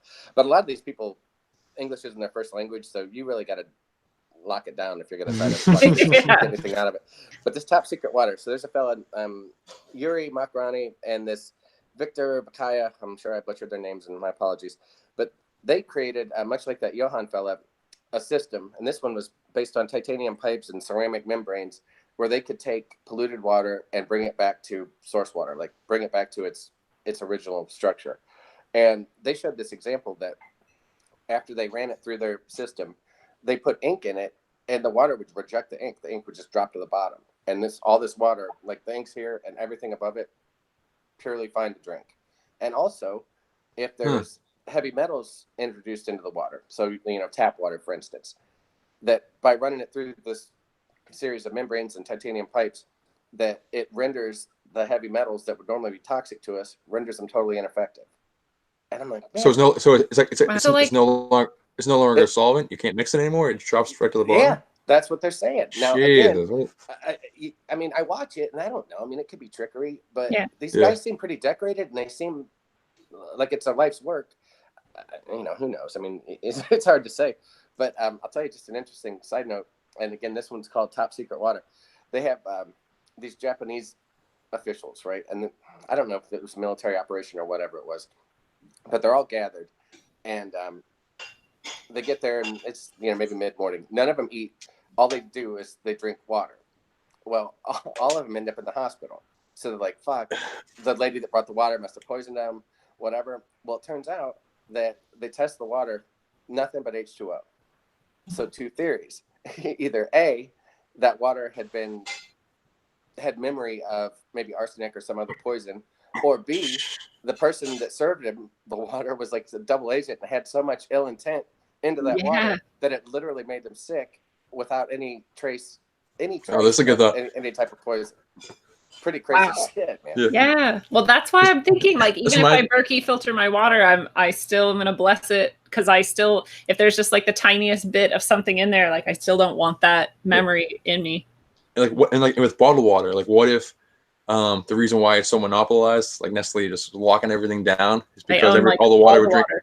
So what if you can weaponize it by, like, they know these frequencies or whatever. So what if people are hearing these tones and these hums and they don't know what the hell they are? So what if you can do some kind of tone and then... Dude, I just heard one. You hear that tone? What is that? You hear that? I just heard a hum. Yeah. All right, Nick, we're on the list. Fuck. Seriously. Fuck this show.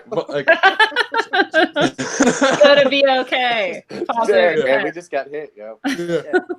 I really heard that though. I'm not lying at all. That's not a Clyde Lewis thing. I did too. Son of a bitch. Wait, what were you saying about tone when you heard it?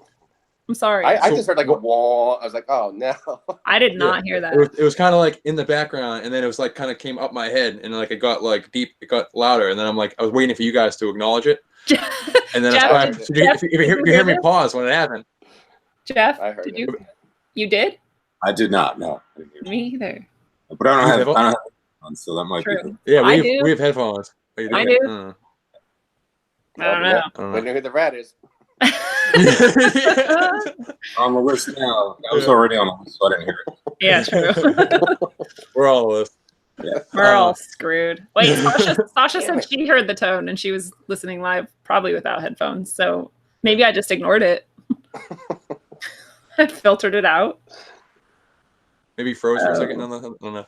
But so what if you can like put if you can just play a tone or play some kind of, or beam some kind of whatever out, and then anyone who's like has consumed the water from your factory will have like the water will change, and it could like kill you, or it could make you assassinate somebody, depressed. Like it can make you it can activate you. That could be how they're activating MK Ultra people or whatever, or like when they say like, yeah, someone just took over and then I killed the president, like you know what I mean? Yeah. What if that's how they do it? Like so Brett and Derek don't go assassinating. Yeah. Damn it. Shit. Wow. I also wanted to point out that with the water memory thing, there's this new sort of push to, like, there's one locally where they have this plant that's turning, poop and pee water, wastewater into drinking water. And I just have to, like, the thing it makes me think of the most, besides the fact that there's water memory and possibly just really, really nasty shit in there still, is that it's like satanic, right? Like in Satanism, a lot of times people are literally eating feces and shit. And now they're like giving us water with fecal matter memory in it, perhaps.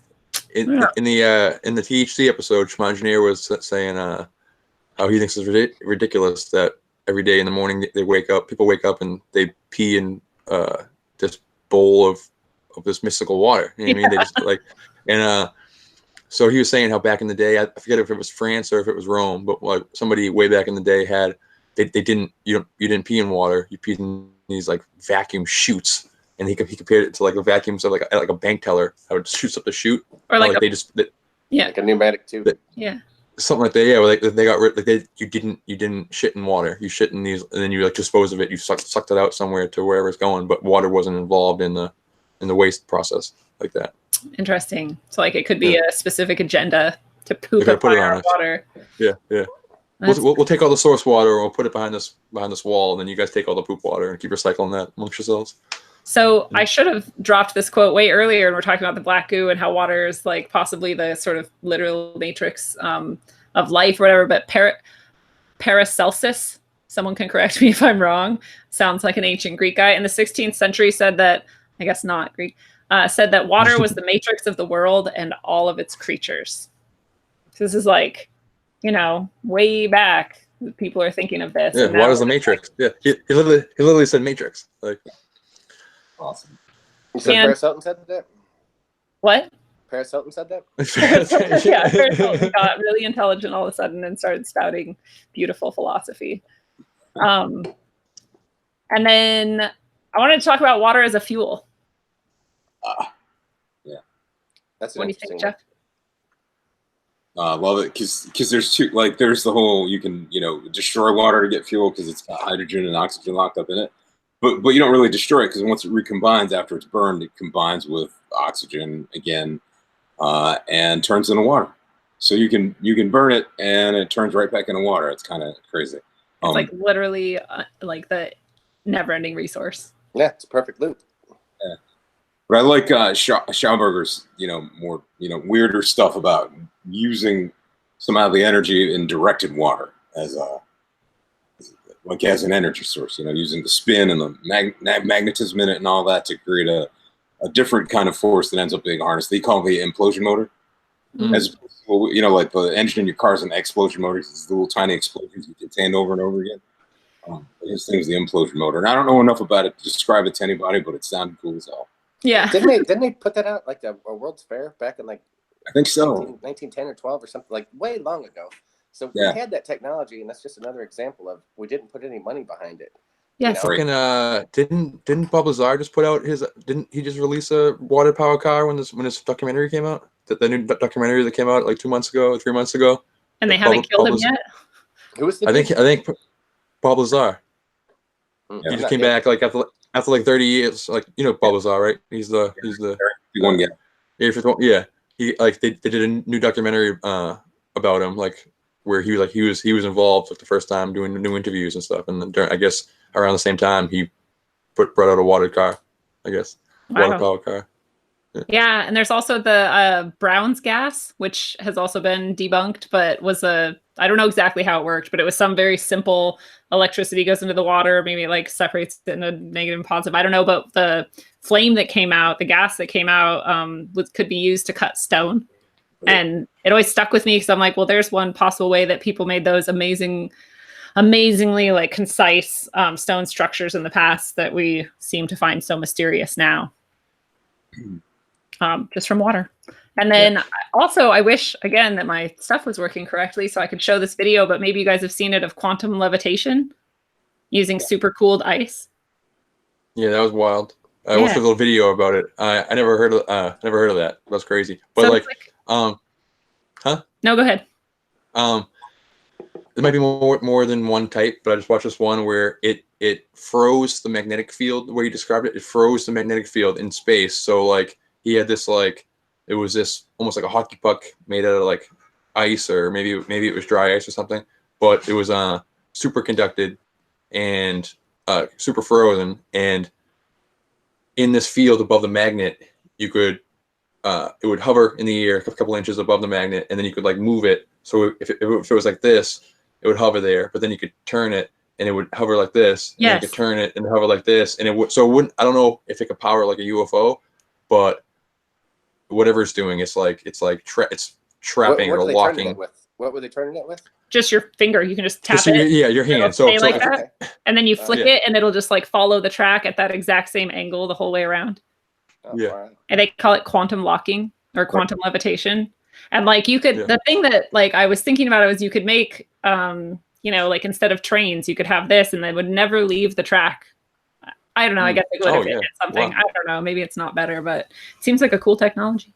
Yeah. I mean, it could be how they figure out flying cars and stuff as they do these tracks with this quantum locking so that cars aren't running into each other. You know what I mean? If you run the streets with like magnetic lines or whatever, and then there's specific regions that are locked. It's not like the whole area is locked, and then it's activated like beneath the magnet. So maybe you can create some kind of like layered vertical highway system where like these magnetic strips kind of all around the city, and then different energy sources that will keep you at different layers. So cars like you could have multi-tiered, like aerial roads. You know what I mean? Like they're all located along these tracks. All the poor people can live at the bottom where all the shit filters down. Oh yeah, no, they're underground. They'll be digging the mines. Stuff. Yeah.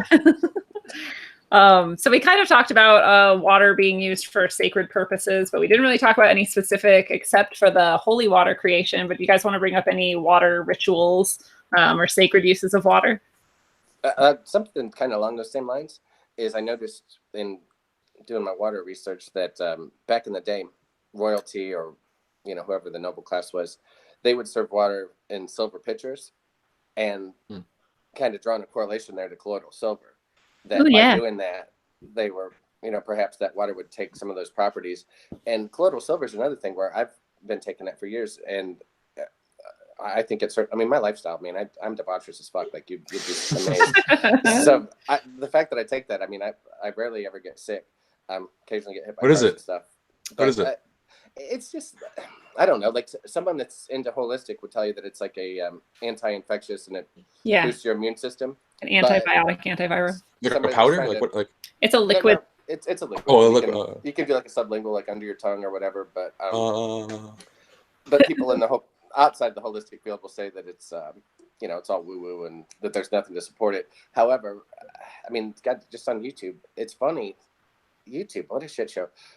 Most of the holistic channels like that were around a year ago aren't there anymore. Because I was going to say, like some of the people that I got a lot of information from, you can't find them, and that just goes to show that YouTube can suck it. That's not the same as like a conspiracy theory. I mean, those are holistic practitioners, and you'd read the comments, and there's hundreds of people that would say, "Yeah, this is it did this for me, that for me." Those weren't bots. Like those were actual people. Like if you clicked on that, then there would be an actual profile. It wouldn't just be some bullshit bot. While we're on the topic, I want to know why YouTube thinks that it fucking matters to anyone if there were bots on there. Like, we get it. We don't care. So you should still keep the content available. I know. It's ridiculous. Yeah, it doesn't make sense. Yeah. No, we need Big Brother to look out for us and only push. Like the whole reason you go to YouTube, like I don't watch news anymore, is I've got several people that I think are honest brokers that I try to tune into. But if you notice, I watched Mark Dice, who I don't give a shit about him, but I'm familiar with him. But he was showing, like, he's got videos that have like 6 million hits. But if you type in the name of his video, something will pop up from like, CBS Kentucky, 600 views will be above his 6 million views. Like, he had to go 4 pages to find like one of his most popular videos. Because all they try to do is push mainstream media. It's like, dude, people go to the internet for news, so they don't have to watch mainstream media. But all they want to do is run that shit down our throats. It's horrible. Censor. Yeah, that's exactly what it is. Yeah, have you guys noticed? The choice between Fox or CNN. Okay, thanks. I used to be able to go into YouTube and my suggested videos would be like pretty spot on with like the type of shit I wanted to watch. Like it'd be all conspiracy and like whatever random terrifying Satanist shit. And and then now I go in and it's just really just, I don't know, it's nothing like anything that I watch. And I'm like, well, who's now creating like the recommended or whatever shit that it like kind of provides for you outside of your subscriptions? So like, I think they recently changed something that made it a lot less likely that you're going to find anything good. The suggested is garbage now. It doesn't work at all. It doesn't. It's like half of them are sponsored, and the other ones are like based on your previously from like that are nothing to do with what you just watched though. The previously from like months ago. Yeah. I mean, so and it's like shit that you watched like 3 years ago because exactly. Came over to your house and wanted to watch like a normal thing, and now it's all like related to that. Yeah. Do you find that recently seemed to change for you? I know that I can't. Oh, definitely. I can't just leave it on anymore. Like because the next video that plays will be something that I don't want to listen to at all. Right. Whereas before, like you can kind of just let it shuffle itself. You know what I mean? Because the next one's going to be at least like, or ones that are like multi-part videos. I can't find part 2 in the suggested videos anymore. You know what I mean? So I have to go to the actual person's page. Yeah. Whereas before you could just let it play. Yeah. So back to the rituals, use sacred water. Jeff, do you have anything with that? Not really. I did have a couple of things to rewind it a little bit. The whole quantum locking theory, like that's how I reconcile the whole flat Earth model with the ice wall. I feel like the ice wall is a giant superconductor, and like the moon may be a body that's quantum locked in its rotation. Dude. Anyway, that's. But also because Jesus Christ. That's so cool. That's a good one.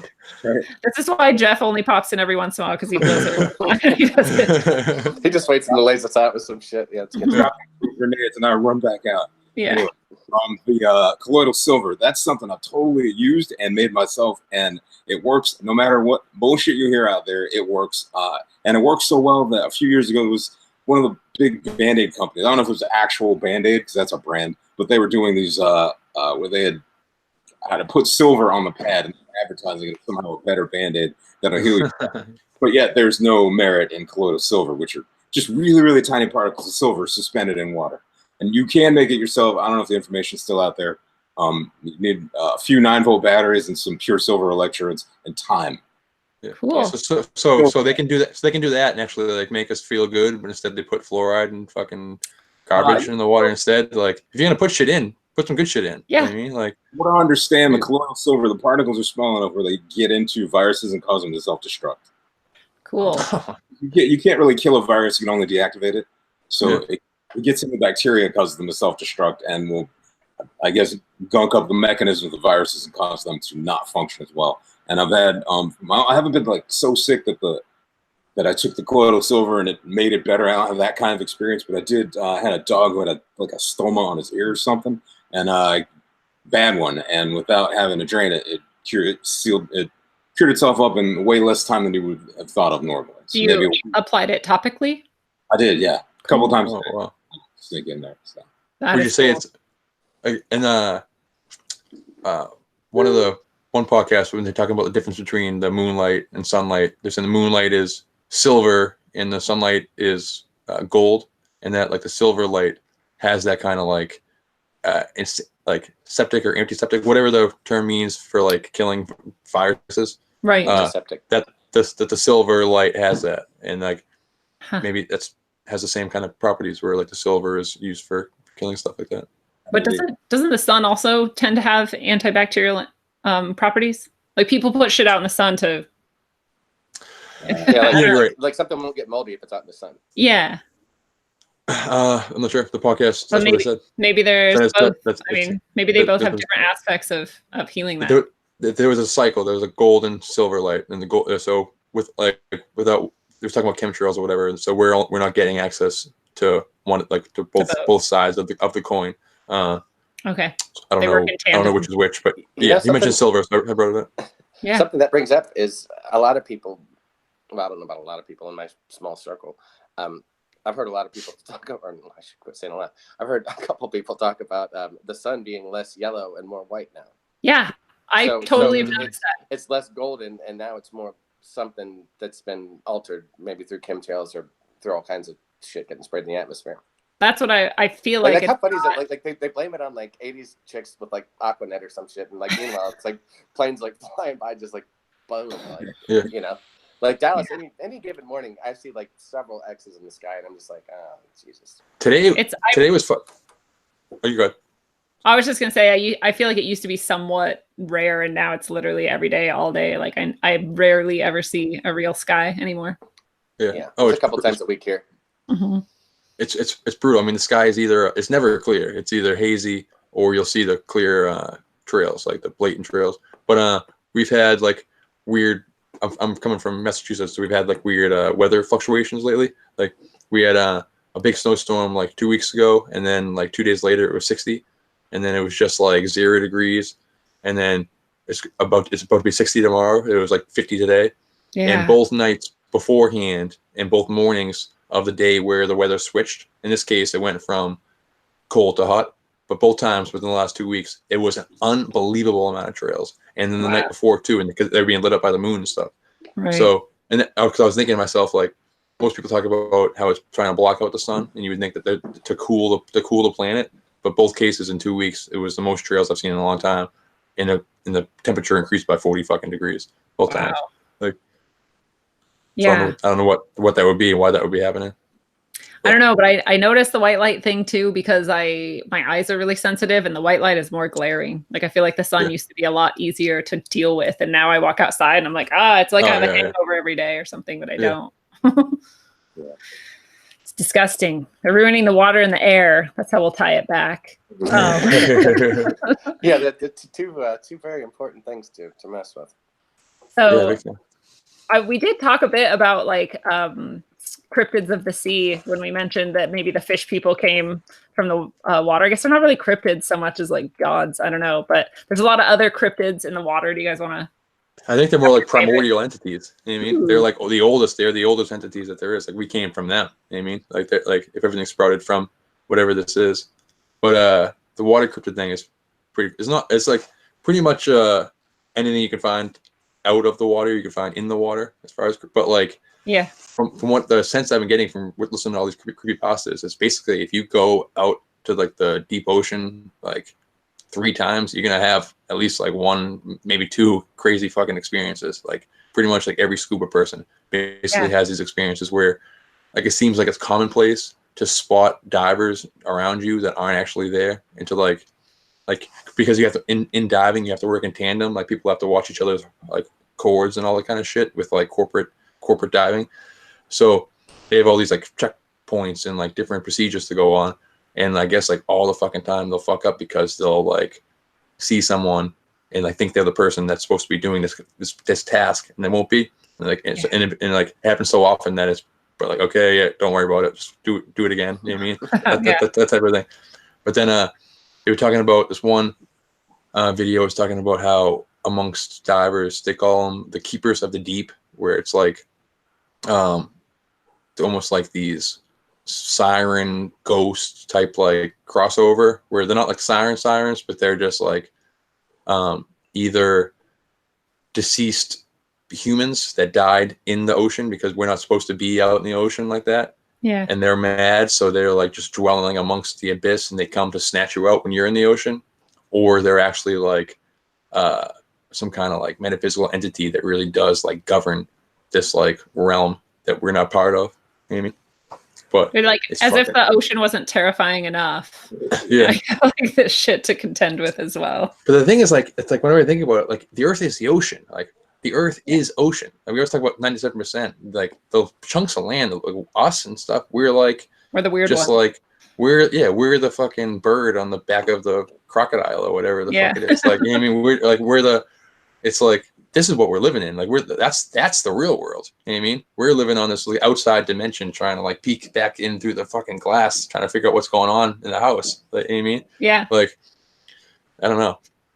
Well, it reminds me of what Michael Wan brought up on his recent interview on Rogueways, which was that humans, we're the only ones that walk upright. And so we have like a different alignment with the planet than any other creature on the planet, because everyone else is vertebrae and like their way of aligning with it is parallel and we're perpendicular. So there's like one more way that we stand out from everything. And I think we're the only animal that doesn't see their nose. So like all other animals see their nose. So we're basically like just walking consciousnesses that we have no like awareness that we're like riding a body. We're kind of just floating up like these floating minds. You know what I mean? So like, I don't like subscribe to the actual, like what we're told of evolution, but I do believe there actually is like a course of events, like a course of consciousness experiencing itself from simple to more complex. Consciousness evolution. Yeah. So it's like it is kind of like we're just like, Ben Stewart, I think, describes it as like, it goes from plants that are coming into form and then experiencing their immediate surroundings. They can't move, but you experience consciousness experience of the universe, experiencing in the universe in one subjective reality in a short time. You come into form and then die in this one stationary spot. And then you get animals where it's the same thing. You come into form, and then but you can move. You can actually travel around and get more stimuli if the goal is to get more complexity. Yeah. And more novelty. And then it progresses to us, which is animals that can move around, but then have awareness that you're something moving around and can to learn control things. Control your surroundings. So like my argument with the AI thing, because me and you really don't agree with the AI thing a lot, which is fine. I love you a lot. Yeah. But like, I think that's the next step. I don't necessarily believe. I think the ones who control it are making it evil. But I think in the natural consciousness evolution, the next step from this floating mind that we are is a floating mind that's not limited by so plants were limited by can't move. Animals limited by whatever their limitation is of the animal. Humans are limited by we have to work to survive. We can't just not eat. We have to find things. We have to seek out things in order to survive, or else we wouldn't go out to find more novelty or find more stimuli. You know what I mean? Yeah. So then the next step is you have the mind without the restrictions, and that's a new renaissance to flourish into. You know what I mean? And that's that's kind of the Duncan Trussell type philosophy of the pro AI philosophy. Although everything you say about the negative aspects are true, and that's where we're headed. but in an ideal scenario, I think it could go other places. What do you think, Jeff? Oh man, that like dovetails into an idea I've had in my head for a while. In that, however we came to be, it was possibly created by an AI in order to gain experience that's impossible to gain as an artificially created life form. So it's going to go through every possible iteration of life, from the tiniest amoeba to the most complex life form, as many times as it takes to discover every single experience. I think when it's done, it'll be done, and that'll be a wrap for whatever the so-called universe is, or this part of the multiverse. You know? Well, or we keep going through that cycle endlessly. One That's what it is. The other, and But I read a book a few years back, and it's a hard book to read, and I had to go through it a couple of times. I still didn't get it all, but it was called The Physics of Immortality. And one of the things this guy talked about was the kind of like I think he went back to some biblical stuff. And I almost hate having to keep referencing the Bible because I'm not really a Bible guy. But is that he said that there is something that okay, so I guess when Christ was being crucified, one of the people that were being crucified with him, one of the thieves, he's like, "This day you'll be with me in heaven," right? But if you go through the rest of the Bible, the heaven is not a thing that exists yet. It exists at some time in the future. So that's kind of what he was basing a little bit of it on, in that whatever is sort of quote unquote running the simulation will keep running it until every equation's solved. And then once that happens, then you get the heaven, the situation where all those worlds can exist simultaneously, because now it knows everything there was to know about the thing it created. Every possible, So, it goes back to oneness. Yeah, that is basically like the idea of we're all consciousness experiencing itself. Like it's the Pink Floyd thing with the white light going through the triangle, creating the rainbow. The white light is consciousness or source or the universe or God or whatever. Each triangle is the subjective prism. It's us, or it's a tree, or it's a dog, or it's an angel or a ghost or a cryptid. I mean, it's everything. And then so is consciousness experiencing those, like every infinite possible scenario, which I think definitely that's kind of like my overarching unified theory that like allows for every single possible conspiracy and fringe idea, because under this idea, it's just the universe experiencing itself as someone living in a flat earth. It's the universe experiencing itself as someone, as a Bigfoot. You know what I mean? It's like it allows for all. And like the theory that you just said is the same thing, but it's a AI instead, right? Like it's a robot that does it, which could be the same thing. It could be literally be like, what if the source is AI? You know what I mean? Like, what if like there is no difference? Like, or what's I don't know. If you think about it, right, it's like we're talking about water as a form of transmission. Like electricity would be, water would be like the wires that the electricity flows through. So we live in a world, we live in an electromagnetic world affected by sound, light. A few key factors affect every single living thing on Earth, right? And we all have these life cycles, and we have telomeres in our DNA that tell us how long each life form is supposed to live. Yeah. So it's almost like cycles and repeat cycles, and we have this drive in us that keeps us self-replicating over and over again. regardless, it's like the rules that govern life are keyed into what will allow us to self-replicate. Not just people, for complexity. Yeah. Every little stupid behavior. It's like, oh, I'm going to cut my hair this way because the girls will like it. It's like, are you thinking about that, or is that just some kind of program in you that's self-replicating thing? It's like, once you self-replicate, it's almost like nature doesn't care about you anymore. You know what I mean? Mm-hmm. So it's a weird. That's why we don't butt off. That's why we don't just mitosis and just split off to an identical Eric. It's because you need the complexity. It's all about increased complexity. Terence McKenna says singularity is when ultimate complexity meets perfect harmony, and that's so like I think of like the progression or like consciousness or AI experiencing all realities. Like we experience it because we're three-dimensional creatures who only experience a slice of the apple as a linear flow, but in reality it's just, I've always visioned it as like a shape that we don't have a word for, like a shape that we can't recognize, that it's all kind of happening like a fractal shape where it is all at once. Yes. Like, I don't believe that time and space are real. I think that they're just how we perceive the world. So like, I don't know where I was going with that, but it's the one little like window that we came to look through. It's not everything that exists. Yeah, exactly. And that there's no going anywhere. It's that it's like all at once, happening all at once. That's that whole idea too. Like if you're ever able to be actually just here in this moment, like that would be it. That's it. But we're just not. We don't do that, or we don't know how, or something, or maybe we can't. Maybe it's programmed out of us. What do you think? What do you think, Brett? I was going to kind of go in a different direction real quick. I was doing another morning meditation recently, and today it's 80 degrees in Dallas. Yeah, so if you got snow, sorry, sucker. I like snow. I'm good. But anyways, it was beautiful. But like literally last week, it was 35 degrees in the morning, cold as hell.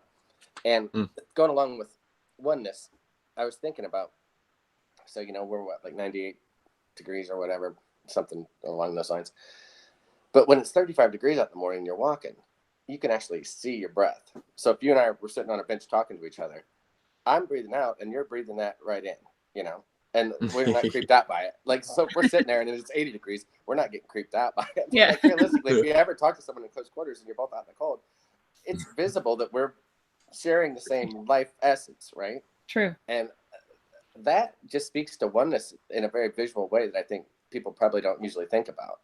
You know, like if I don't have oxygen in my lungs within a matter of minutes, I'm going to pass out. Like I'm going to hit the deck, you know? So this that's outside of me is going to come into me and I'm going to expel it. And you might breathe it in or someone else might breathe it in or vice versa and that whole kind of thing. And there's a oneness that isn't often displayed in the physical realm, but sometimes it is, and you should take note of it because it's kind of interesting because we don't really ever think about it, or at least I don't typically think about it, but if you take a moment, it's kind of interesting. It shows how connected we really are.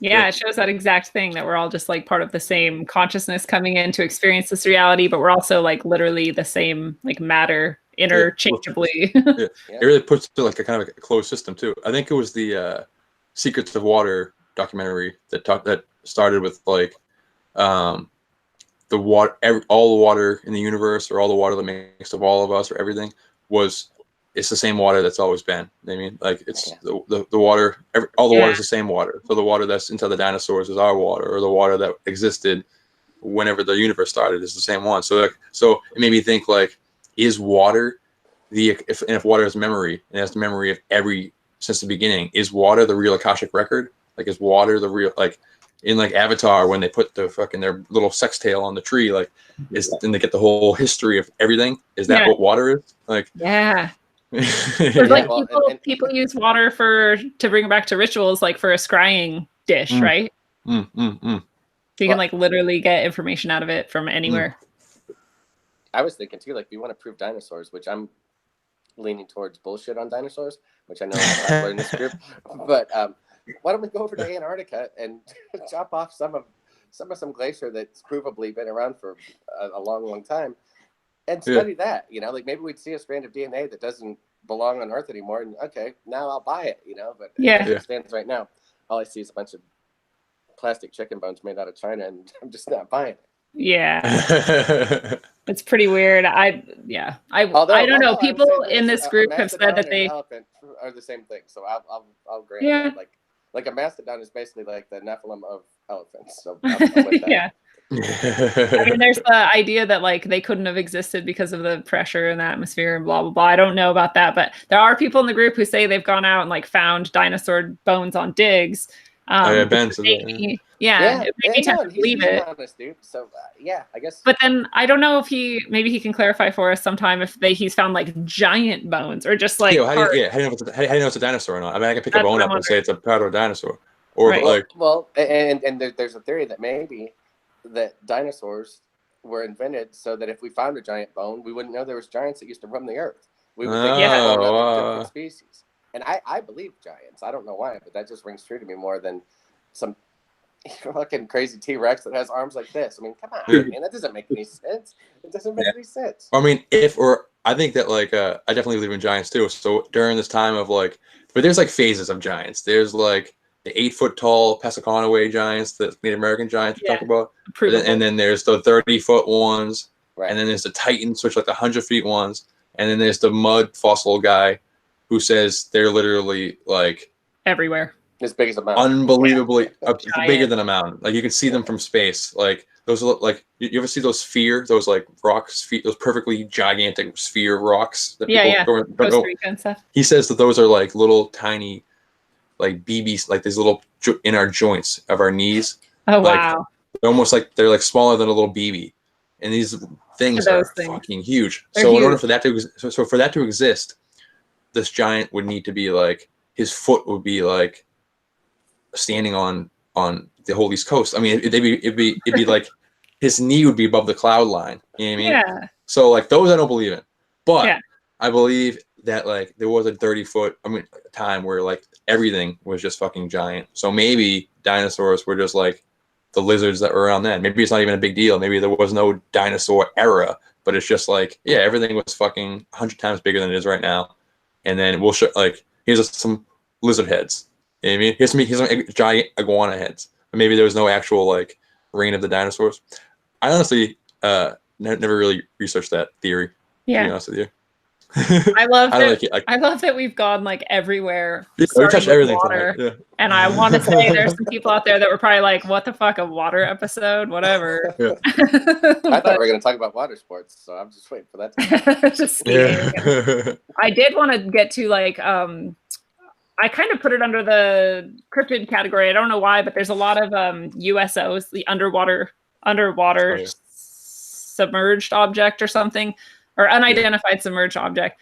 Throughout history, we've seen a lot of that. And so some people posit that perhaps those aren't aliens, but they're a breakaway civilization that lives somewhere or somehow under the sea or under continental shelves or something. I don't know what, and that's their ship. So what do you guys think is the likelihood that there is a breakaway civilization that somehow lives underwater or hidden by water somehow?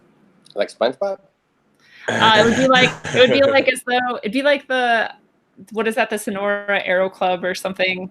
Right. Back in the day, like that type of like totally just like separated off from other humans somehow and segregated themselves and like developed massive tech, and they're just like thriving somewhere, laughing at us for being so dumb and drinking poop water. The plot of Aquaman, the movie, was that Atlantis literally sank, and that they're still down there. Like they were trapped down. Like they're way more advanced, but they're just like trapped underwater. So like, but they adjusted like they can breathe underwater now.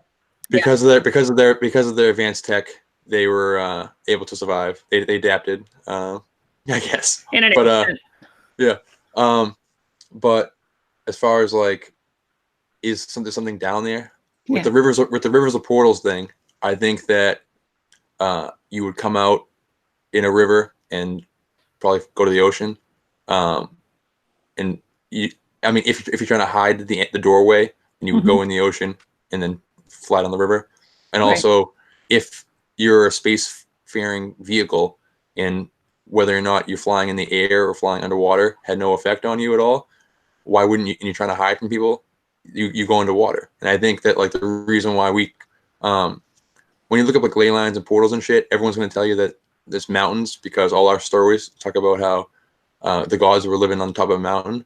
I think the gods were living there at the time because humans didn't go up there, and we didn't have cameras, and we didn't have planes and shit. So you come through the portal, and then you live where the humans can't go. So you live on top of the mountain, and now I think that's you live in the depths of the ocean.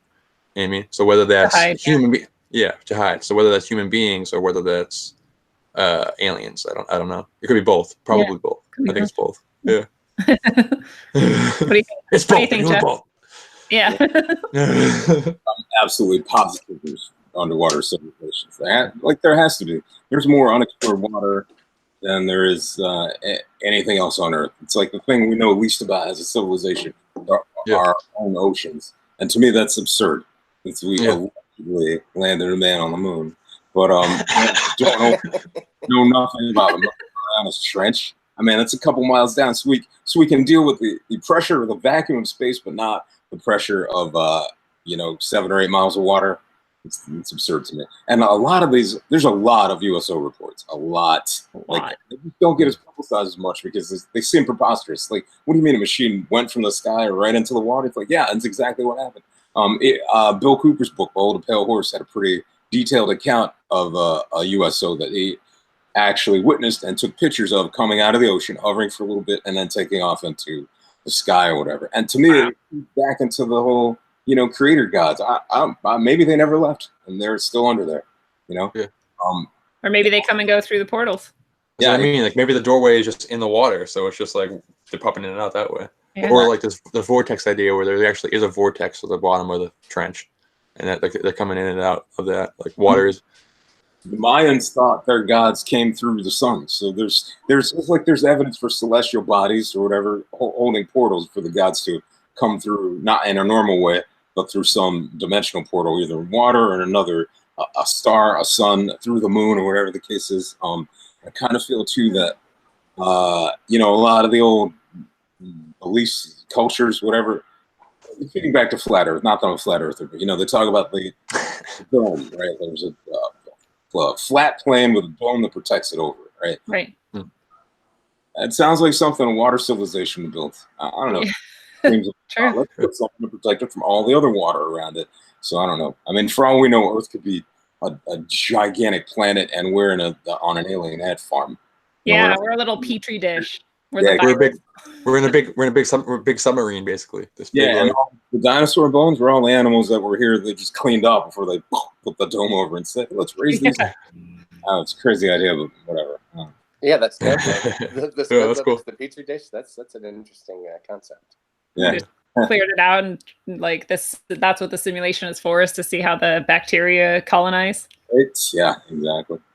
That's it. Like what the Anunnaki said. Like that's the Anunnaki explanation to dinosaurs. Was just a first trial run of their experiments, right?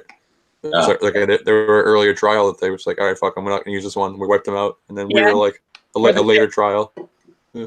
I think most cultures say we're the 5th trial. Yeah, maybe. Yeah. So it could be just a variation of that, where just like some say it's experiments, some say it's whatever, but it's just a wiping of the board, and relaying the pieces down. Interesting. There were also 5 great extinctions, Oh, right. Yeah. Yeah.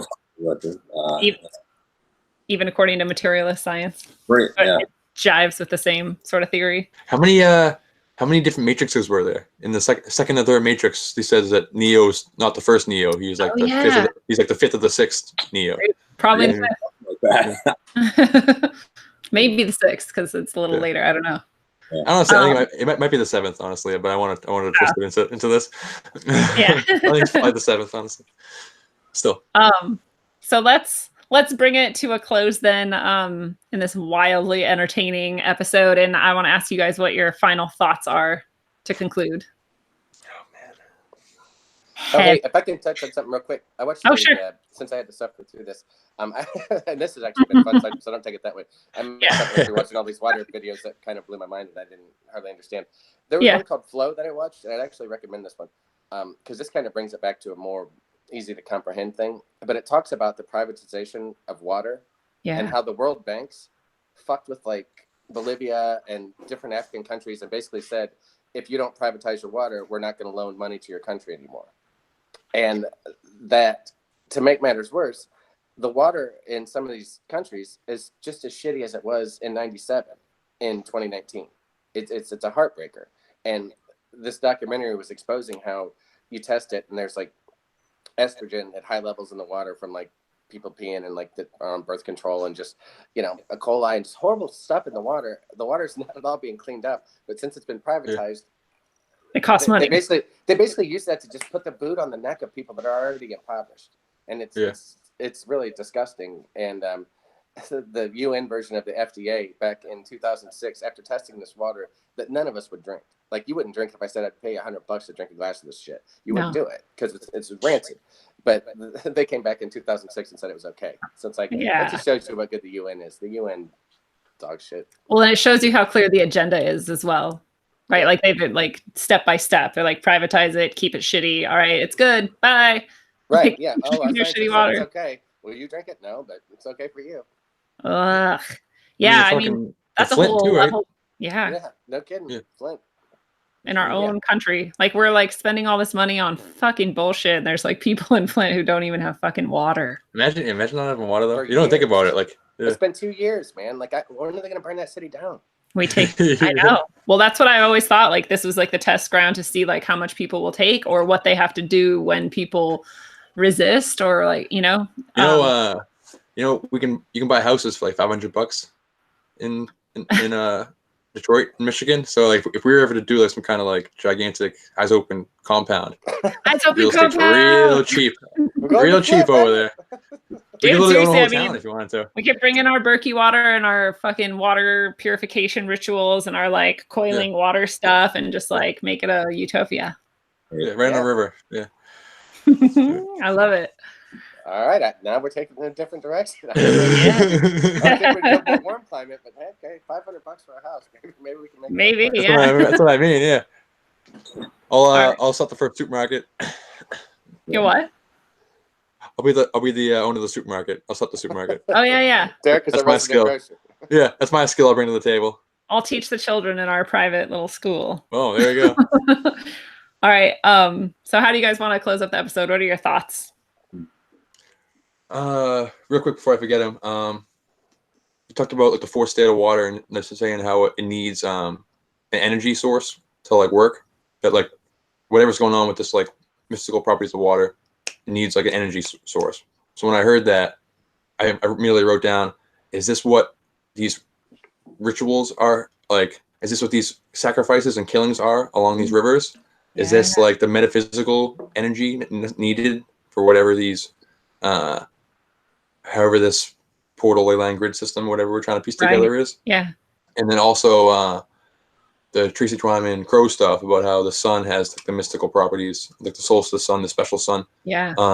If the sun is what's charging the water, that could be why all these ancient sites are mapping the sun and on these river spots. Because we'll get this special sunlight day that hits the source water, and that's the formula that allows us to make this whole thing work. You know what I mean? Like the sunlight and the water is intrinsically fused together, and that one is negative, ionically charged, and one's positive. Like I forget which is which. Yeah. But they go together. Like sun and the light and the water are like pretty much the two ingredients needed. Like the water is like the black goo or this whatever this is that's bringing the recipe needed for life or whatever, and then the sun is like what sparks it or whatever. It's like that's like the system. That's like the system that seems to be like operating in the whole universe, you know? Yeah. Like nailed it. So that could be what like the construct is of like this whole like grid, like the idea that like the Saturn is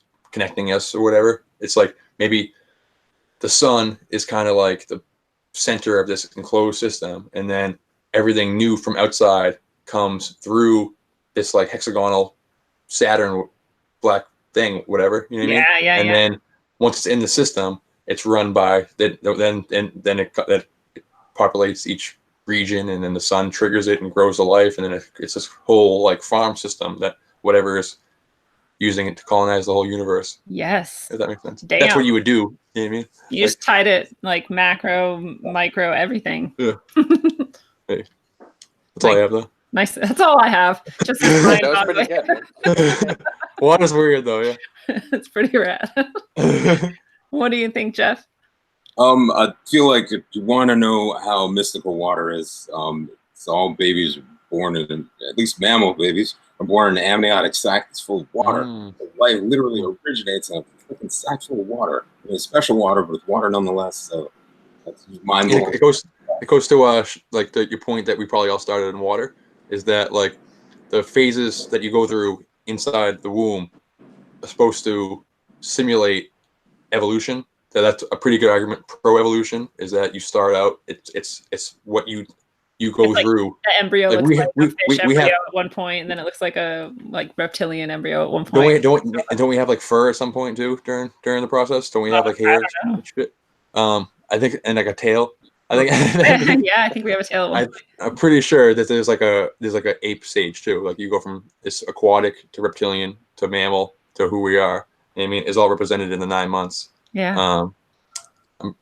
So like, and so if the beginning of that is aquatic, then we probably started in water. Right. Right.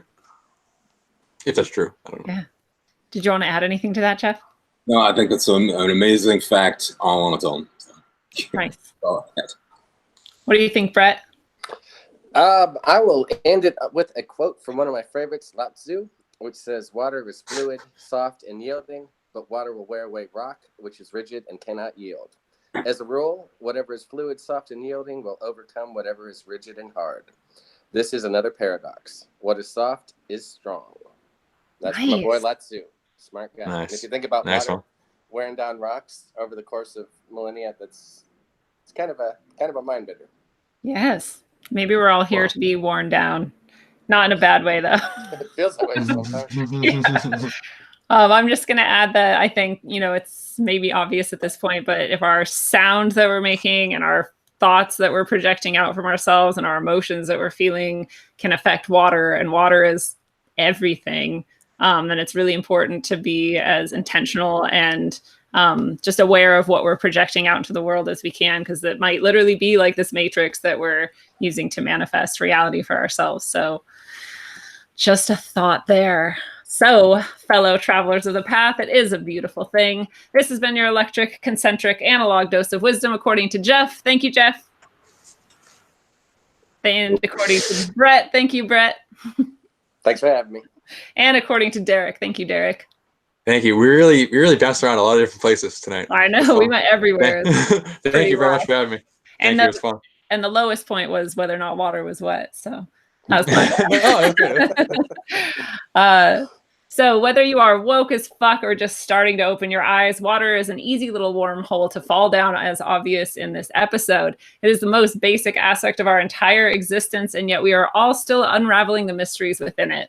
Just like anything, if we think we are done knowing what there is to know about it, we fail instantly. There's always more, always deeper levels of the mystery, always a further door to open, and always a reason to keep asking questions. Never stop learning, never stop looking, and as always, travel well, aim for balance, and always look inside first. Mwah.